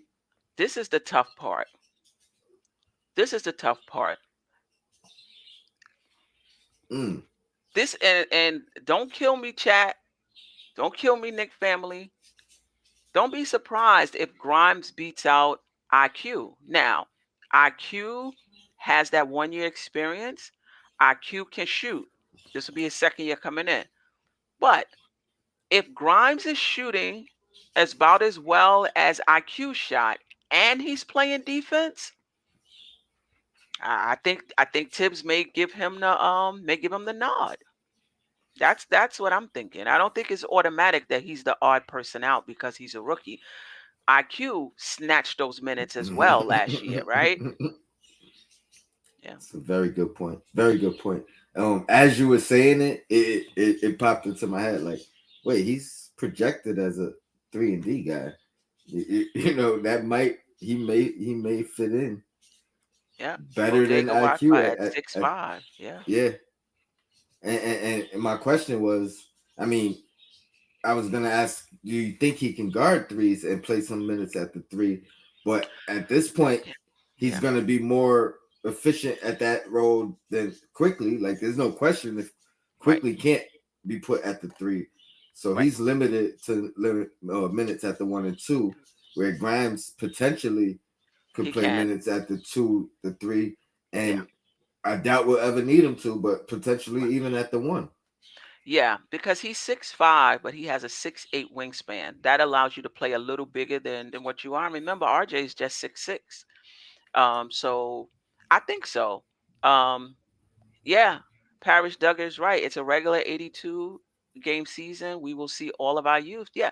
Listen, if Burks goes out, now you're seeing Quickly and Grimes, Yeah, right? yeah, You yeah, know, if Rose goes out and we have to move Burke to the 1 in a pinch, you can still see IQ and Grimes. So you're right. yeah. I'm just talking about the regular Rotation. 10-man rotation. Yeah. Um, yeah, I agree. Um. So I mean, we got more depth. Um. wh- How do you feel about bringing Taj back? You I'm like okay that? with that. I'm okay with that Yeah. I mean, because he's not going to play if Noel and Mitch stay healthy. He's not going to play. But if one of them is not injured, he's going to come in, and I thought he was solid whenever he played. You know, he was always in the right place at the right time, getting those rebounds. He has good hands. He has a short jumper. I'm okay. I'm okay with Taj. and like I was calling for last year, but he didn't get the opportunity because our center position kept getting depleted. Um, I think he could play some backup 4 minutes. So when we were waiting on, relying on Andy, Obi, we was relying on Obi to you know to give Randall a rest. right Now we don't necessarily have to. If our bigs are healthy, Taj can come in and give Randall a good 10-15 minute rest at the 4, and we at don't the have to four. depend on Obi if Obi is not ready or hasn't improved the way we would like him. That's a good So point. I definitely agree. Andy, welcome to Nixon Bruises. Welcome back, my brother. What up? What up, Tone? What up, Seth? Um, How you I doing? saw I saw you on MBK, but I didn't hear your thoughts and your comments about Kemba and where we are today. Right. So you can jump right in and if you want to repeat yourself or if you got new Yeah, takes, yeah, of how course, how no you problem. feeling? Tony, I at the beginning when I heard the news, I was like, "Damn, he was a four-time All-Star. We're good." Then I became mad for a couple of seconds because me and Sim didn't even think about that option, and I was like, "Damn, we just made a Kendrick Nunn, free, acquisition thing. We just did, and we left the show, and we still were in the green room." And the news came that Kendrick Nunn just got signed. And I was like, Sim, just delete the episode, man. Just cancel it from YouTube. So and we didn't even think we were talking about Sexton deal. We were talking about maybe a Rubio deal, whoever, right? never ever did we even think that Kemba was available. And listen, that's why I'm happy about the the work of our management. They didn't slip a word, but they managed to pull it off. Other thing is, I don't know if you heard this, but I'm also really happy that, listen, a guy like Kemba Walker, former four-time All-Star, after getting buyed out, considered the Knicks organization for his new spot. I think that's major because every season, Mm-hmm. couple of those disgruntled stars that are not happy about the situation in their current club, they're gonna just go for that buyout. Yep. And if you were considered once a good franchise, back on the good side of the players, right? The notion around the league and stuff like that, other guys might do it the same way. That's a So I'm great. happy about that move because That's a great point. listen, we're gonna have Vildoza in the roster probably. It's a non-guaranteed contract. They can just cut him. Mm-hmm. Like, listen, Vildoza can came to the Westchester practice facility and his card won't work. Like the pranks that they do on NFL players, right? So listen, that might be a sorry thing for Luca, but if there's a, I don't know, I'm not saying Blake Griffin or whoever, right? But there might be other guys around there, the league that just need to change of scenery and stuff like that. So I'm happy. But I got a question about Kemba that we didn't say on NBK. I didn't heard anyone on the other podcasts ask this question. What's the over under of games played by Kemba next season? What's your idea? Andy, you didn't hear my take? That's my Eight- main concern with Kimber. But 82 I didn't game, hear the number. I didn't hear the Oh, eight- the number. Nova. 82 game season. Yeah. What's the number you What guys what would be what happy of him happy? playing? All right, that's what I was just gonna Happy ask you. 78. Yeah. Uh, I And think see, he I'm plays not. under 50 games. Oh you my think it's gosh. on there? Oh no, I think he I was plays thinking. under 50 games. I What I think the would like Magic. him to play, Yeah, over of 60, but course. I think it's under Yeah. 50 that he plays. I think I for was me I the was magic number is like 60, 64, 65. That I think, I could easily accept him skipping, by minor injuries or rest days, like 15 games. mhm, I could accept that. I think the other guys could, fill in those minutes for him.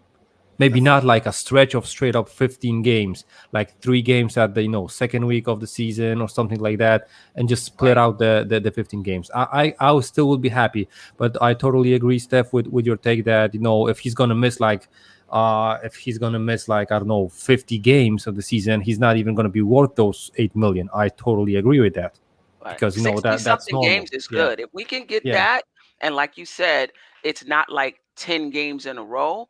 yeah. In a Um, stretch, yeah, right. I just remember with Boston,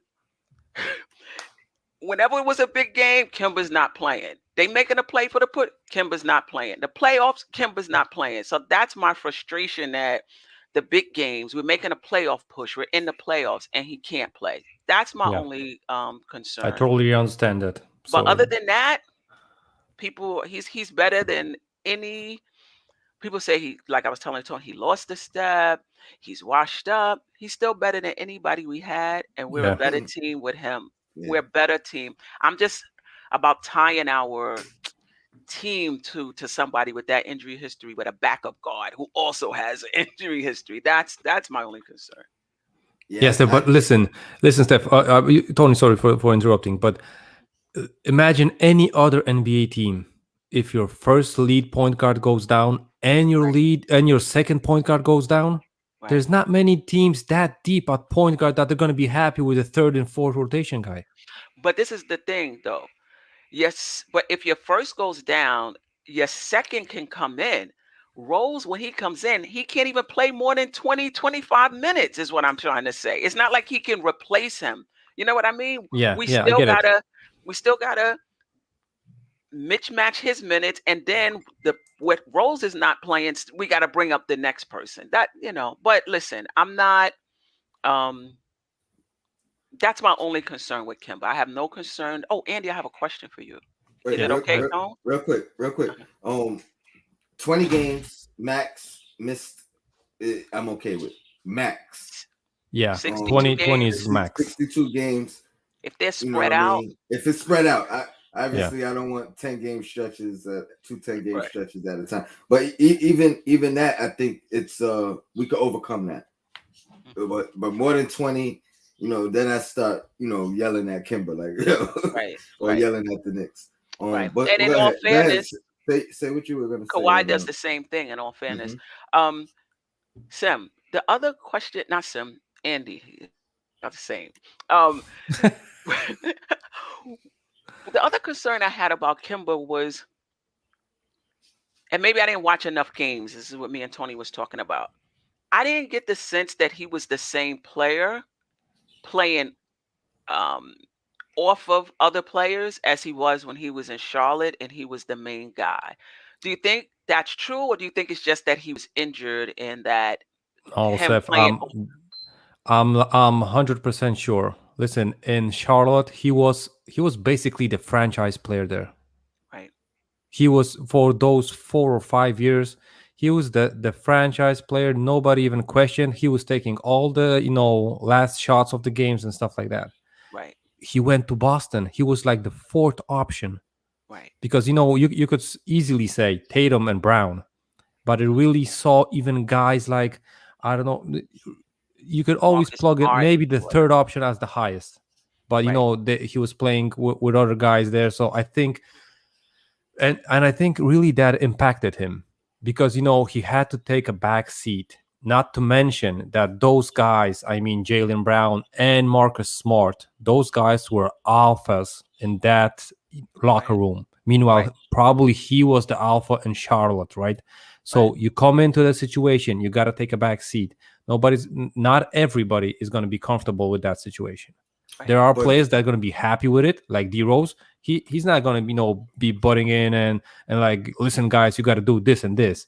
No, right. you we saw D Rose leading off the bench, being a leader. I mean, like sitting when I don't know if you guys remember the situation when Randall bumped Gallo, I think, for the foul on Reggie Bullock, Hmm. mhm, and Rose did that dead stare on Randall. Like, what are mhm. you hyping for? You just foul Right, a guy, right, right?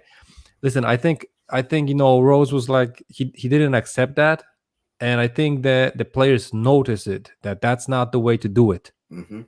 You right, got to do it on the court with your right, play, not with right, fouling and getting right, rough up people. That's right, not a basketball play. So you rather fight with your skill than with your bronze.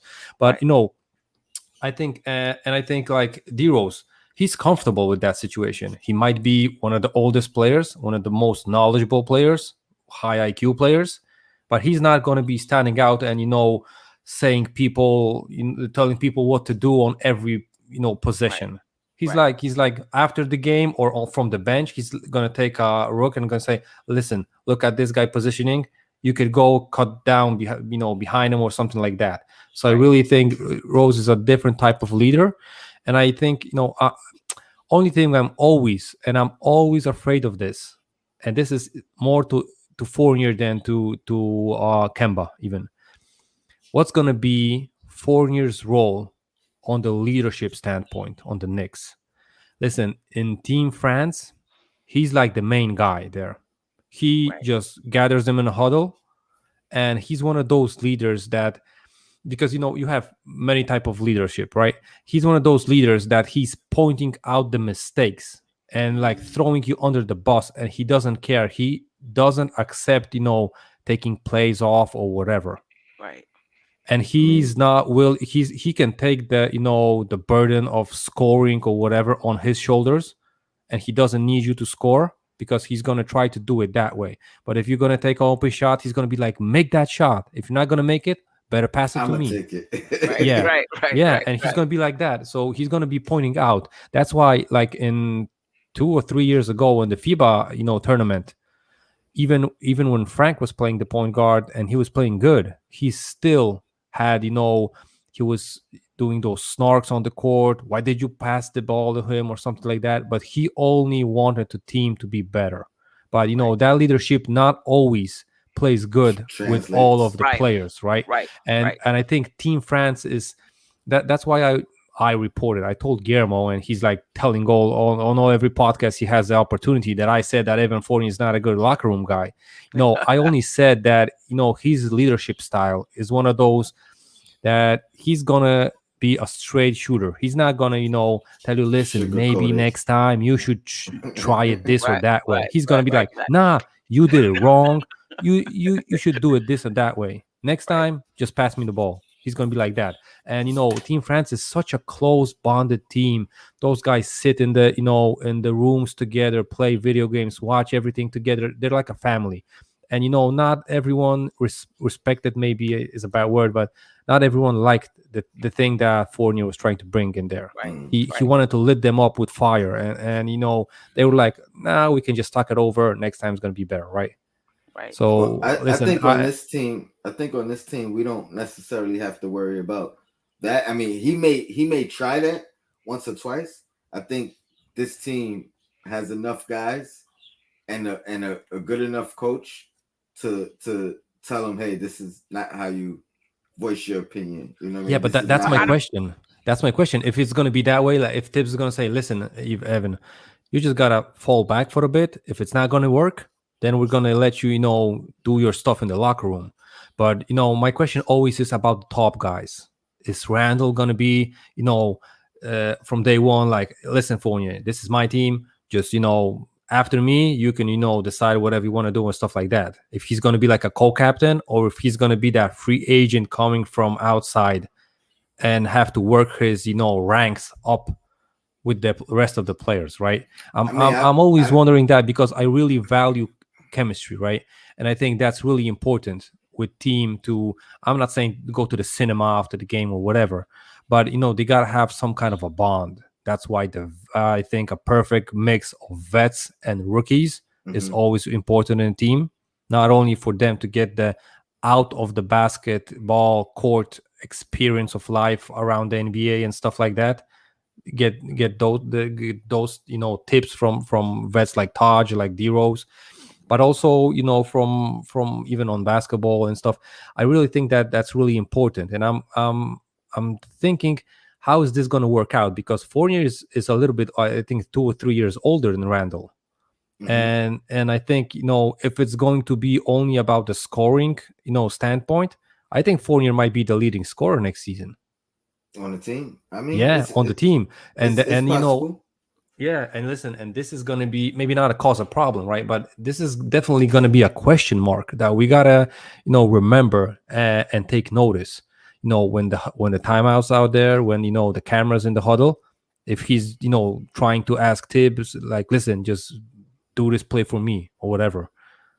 I don't. I, I don't. I'm Th- I think his role. I don't think that'll be his role though. If he's efficient in his shooting, I think he could definitely be the scorer. But I don't think his shot attempts are necessarily gonna go up. In, Oh, in, I in, think I in, think they're gonna go for up. for Oh, for his majorly, man. career. I think I he's don't. gonna be I think he's gonna be taking the most shots from the next season, and I not don't like know. chucking. I'm thinking just All right. All right. I yeah, mean, if it happens, I agree that it'll happen organically. I yeah, don't think yeah, he's yeah, gonna yeah. Of chuck. course, I don't think he's gonna force it. I think we just have more options. You know what I mean? yeah, I we think do. I think the ball could because I think he plays best with the ball in his hands. I agree. Yeah. I agree with you if that's what you're saying. And I think Kemba does as well. Play best with the ball in his hands. So I think what we're gonna see is the ball less in Julius's hands, but Julius is gonna end up with more open opportunities. He's gonna get less double teams. He's gonna, you Yeah, know what I mean? Like, and so I, Tony, I I just can believe, imagine myself. Listen, the two-man game between Randall and Bullock last season, it was with basically Fournier, a right? handover, and Bullock chucked the ball, right? Maybe not chucked, took a shot. It's called nice way. He took a shot, Mm-hmm. and he made most of the shots, right? I'm not going to complain about that. But listen, now Randall has a totally different player around him. And he can do Fournier the can same drive thing, from that position. He can take a Right, shot. He can fall back. He can, right, imitate a drive and pass it out to Randall. That's going to be way more versatile, mm-hmm. player offensively around him. And that's Mm-hmm. huge. That's huge for Julius, because he won't be, the whole burden of the offense is not going to be on his shoulders. right, So that I just hope he just is cool with that, and he's going to use it to his advantage. Not, Yes. Yeah, not to be, that still I'm gonna be that guy. I just gotta pass out the shots. That's gonna be bad shot for me, and let the team take it. I think they gotta split it up. So Yeah. And Fournier could give the ball back in that opportunity. exactly. You know what I mean? Like so now Randall can actually do a pick and roll. You know what I mean? A pick and pop and get that ball back. We Right. wasn't seeing that. If Book gave the ball back, it was kind of in a bad opportunity. You know what I mean? Yeah, I think I agree with you. I think that we'll see that same type of 2-man game, but with more options off of it. Right. And that's going to be beautiful. And not only that, but now we have a fifth player on the floor that is an option offensively at that point guard position. You know what I mean? Like you can't and really guys, leave Kimba listen. open off of Yeah, that Right. play. yeah. The other thing I was thinking that these two acquisitions are like perfectly gonna work out for the Knicks. It's from out of timeout plays. Listen, for example, it's a close game at the end of the game, and Tibbs got to roll out five best offensive players.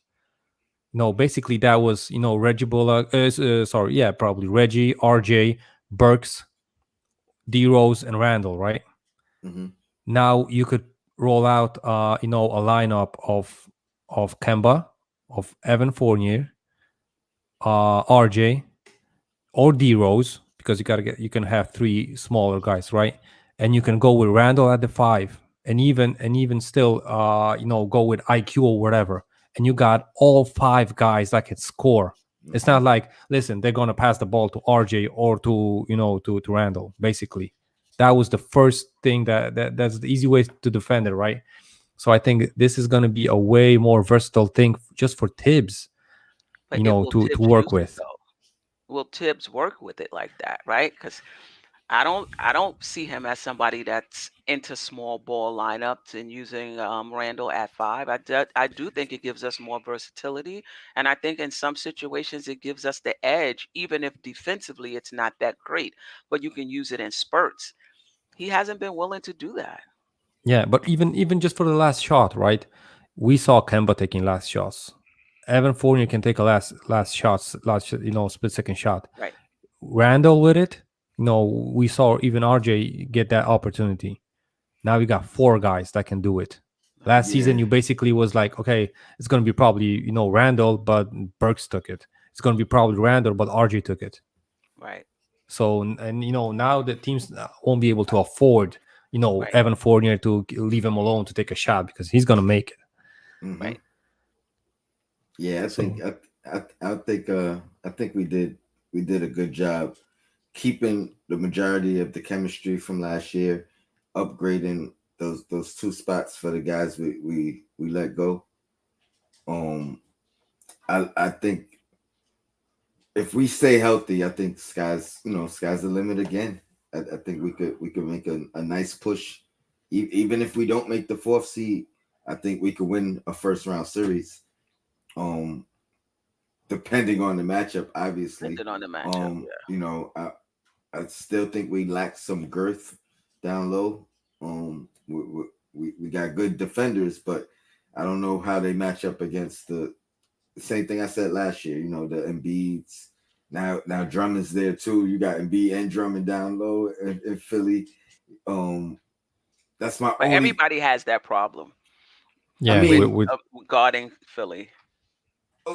agree, but I mean, it's not just Philly. I mean, we don't have girth to go against. I mean, who else got a big center? Um, Indiana, Utah, the yeah, Lakers. most of them are in the West. Yeah, So I mean, I guess it's really just Embiid, Indiana, Sabonis. I mean, he's yeah, not but he's playing around the big. rim. He's playing around the rim. That's why I said he can bully. It's maybe not bully, but he got those maneuvers around the rim. Nah, he definitely So does. yeah, Hopefully, Mitch putting on those pounds. Maybe that shows. They talking about 175 now. Two or two one no 285, I two saw. two Was it eighty five now. 275 or Two 285? seventy five. Two yeah, two seventy seventy five, five. I 275. I think believe. yeah. Okay. So I mean that'll be good. I seen you had mentioned earlier that Baines just got released. Yeah, he got Um, released from the Raptors.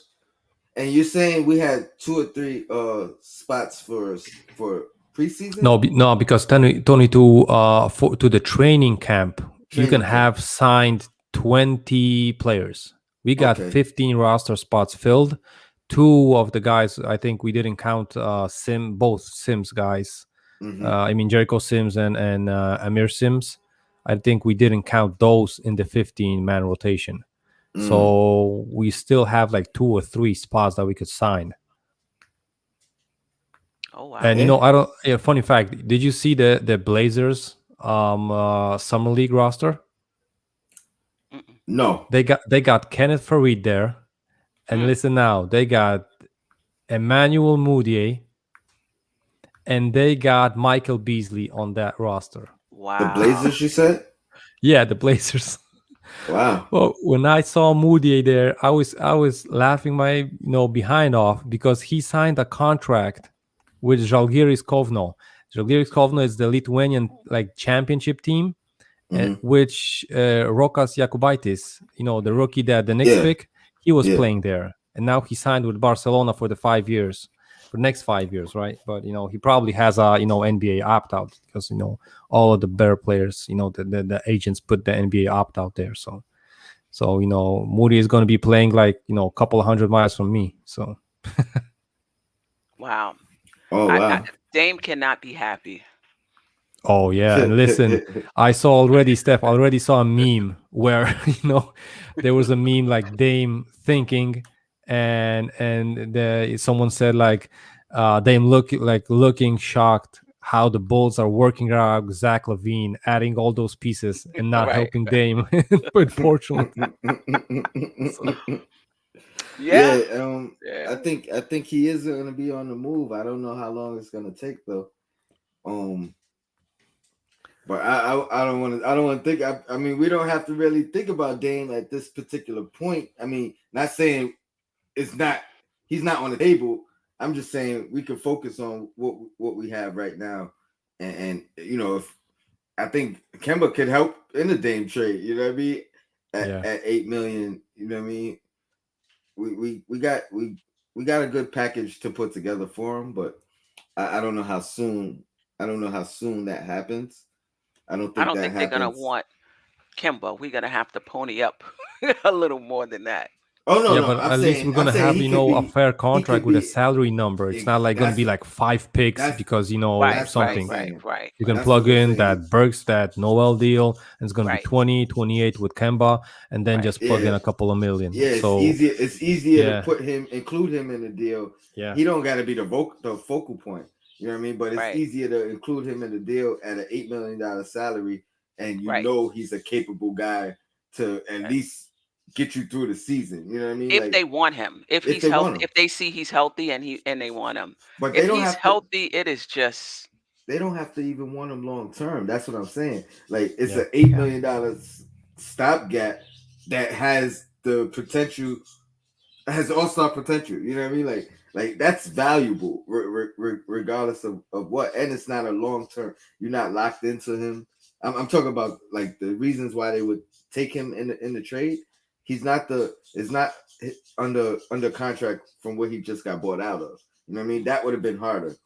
oh At 8 million for I don't know, maybe 1 or 2 years, something that you could actually waive and it not really affect you if you don't want it down the line.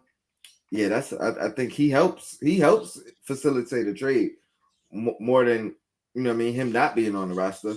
You know what I mean? And what yeah, we would have had to that maybe that's one less draft pick we got to give up If with they him. see him valuable, if they see him as value, yes. If they don't see him as value and they see him as somebody that they're gonna cut, they may, you know. I mean, I mean, I we'll see. mean, I think at $8 million, it's like Colin at $6 million. You know what I mean? There's you can't not see Allen him is as better value. value though. I mean, of course, Yeah. it's 2 million less and younger and more Healthy. upside, but health. But I'm saying at $8 million, Kimber is a steal, even with all his concerns. I think he's still a If he flippable plays at asset. least 60 games. If he's injured most of the season and you getting like 40, 45 games, then we could have Nah, at this point, I better. think he's ready. He's ready. He's literally he sat out games at towards the end of last year. You know what I mean? Yeah, But You I know, don't I think was it's actually about him not being ready. He has a knee issue that has to be managed. no, no, I I think really by the think end of the year, it was him not playing. Like it's not worth playing. yeah, I You think know what I so mean? too. That And taking a risk of injury. I don't think he was injured at the end of the year. I think it was the same with Al Horford. Like he wasn't injured. He just wasn't playing at the end of the year. Like because I'm gonna hurt my value, yeah, or or even potentially get hurt. yeah, or even listen, if I'm the Thunder, right, and I don't see him in my plans, why lose minutes on him? Oh, I understand that from the Yeah, Thunder's perspective. yeah, I'm talking that's why about it Boston. was Yeah, a yeah, yeah, yeah, yeah. two-sided thing. I think it's and I don't think and listen, they could still try to if I'm the OKC Thunder, right, I would try to trade him. They got a first round pick and two second round picks for Horford and sending him back to the Celtics, right? They could have, asked for picks or whatever from the Knicks, but the Knicks didn't budge and they would have to pay up the salary. So that Hmm. wasn't an option in this situation. But now they probably I think they settled. I don't think they're going to pay him the whole contract. I don't believe that. Nobody's going to pay you $75 million through a couple of years just to leave your team. That would be crazy. So I'm guessing Right. he had to go a little bit lower. And now when the Knicks pay the $8 million, it's basically That's going to that. cut the $8 million from the so from the Thunder, right? So they won't be won't have to pay those 8 million that the Knicks are going to pay him. That's why I think, and I'm not sure here, but I'm pretty sure that it's working that way. That if he had a 2 year contract and we got him off the waivers, Waiver. It's for 2 years. yeah, it has to be for 2 years. It can't be like, we're going to take him off the waivers, but it's going to be for one season because who's going Right. to pay the next year's salary? The Thunder are going to pay the whole buyout thing. No, but if he, signed with the Knicks for 8 million, that's even a better deal for the Thunder because they don't have to pay up the cash.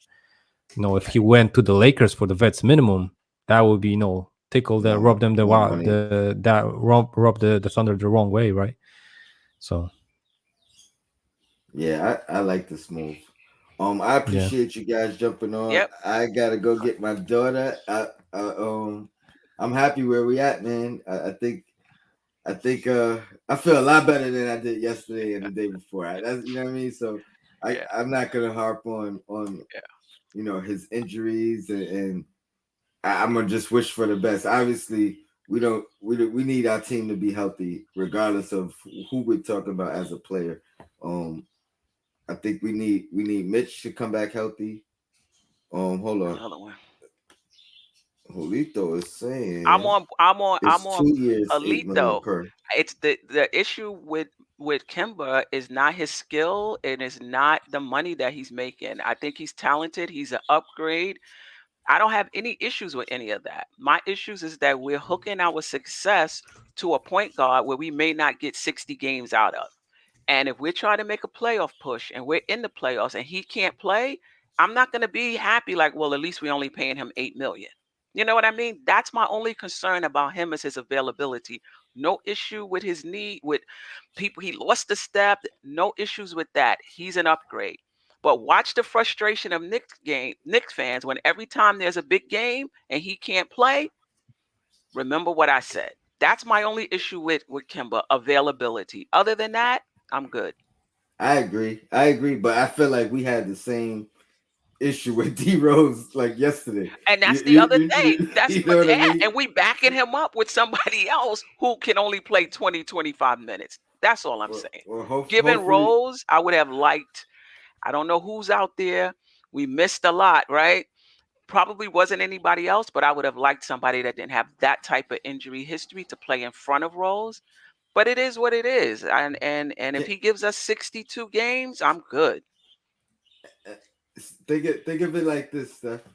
If he was in the open market and we signed him for 8 million, I would have the same issue. It's not to me it's not about the money or the assets. It's about availability. That's but it. it's a risk worth taking is what I'm saying. You know what I mean? Like on an open He's market, going to I do think. better than EP if he plays. Absolutely. If he plays, Halito, he's going to do better than EP. Yes, if he plays, yes. Yeah. I'm putting He's an everybody upgrade. in I'm not the saying everybody is missing my point. I'm not No, saying he's not an upgrade. I'm not saying he's not better than EP. He is. I just need him to be available when we need him. we That's need it. 63 games or better, right? That's what I'm saying. Andy's 63 okay with games or better. 50. I need about 60. No, I need 60, 62. I yeah, need 60, yeah, 62. yeah, six. I think Andy said 15. So Yeah, I mean 15 Miss missed yeah. games. game. Yeah, yeah, You know exactly. what I mean? It's his Then I'm window. okay with it. Yo, But we'll guys, So see. I think before we jump, I yeah. got one last thing because the Olympics semifinals are tonight. U.S. Oh, versus Australia. what time? I'm guessing you got U.S. right? Where we I haven't even um, been catching it because I gotta pay for Peacock in order to see the games. Well, it's I'm not gonna on tell Hulu. you, Steph, Hmm. that last game that Slovenia played Spain, that before the quarterfinals, Hmm. that's gonna be running on NBA TV one day. That's gonna be such Then a I'll classic game. yeah, Awesome I'll game. watch it. My God, such an awesome game. You know what time it is, It's Andy? 3:06. I know you gotta rock. No, what time the game is? Oh, the game. The game. If you wait, Tony, in a minute. Who you got? Who you guys got on the game? I'm gonna check the time. Like where we watching it? No, no, no. Who you got winning the game? Australia or Oh, States? I'm I giving you mean, guys a chance. I'm I'm giving you always, guys a Australia. chance. Of course US. I'm always gonna pick US, and I'm gonna give it to them if they lose.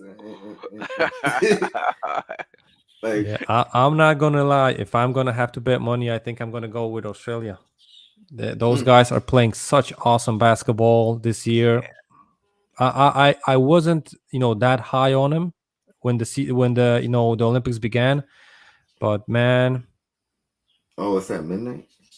yeah, it's awesome. So they are playing 6:15 my time, I'm guessing. So it's gonna be midnight your time. Mm.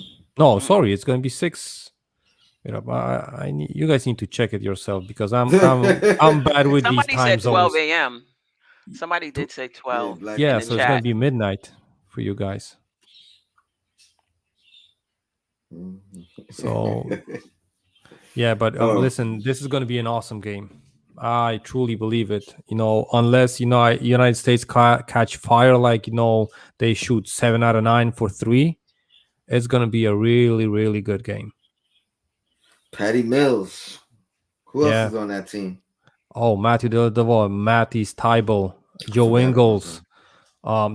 They got two big guys. John Lockdale, he signed his first NBA contract this season, Hmm. Mhm. and man, they got plenty of guys there. They got they got who they got. This guy you won't know, Deldova, Sobi, Tybal, Exum, Baines, but he's injured, I think. Landale, yeah, they got really good guys there. I'm not gonna lie. If you didn't watch them, you're not gonna recognize the names. But Okay. they're really playing an awesome basketball.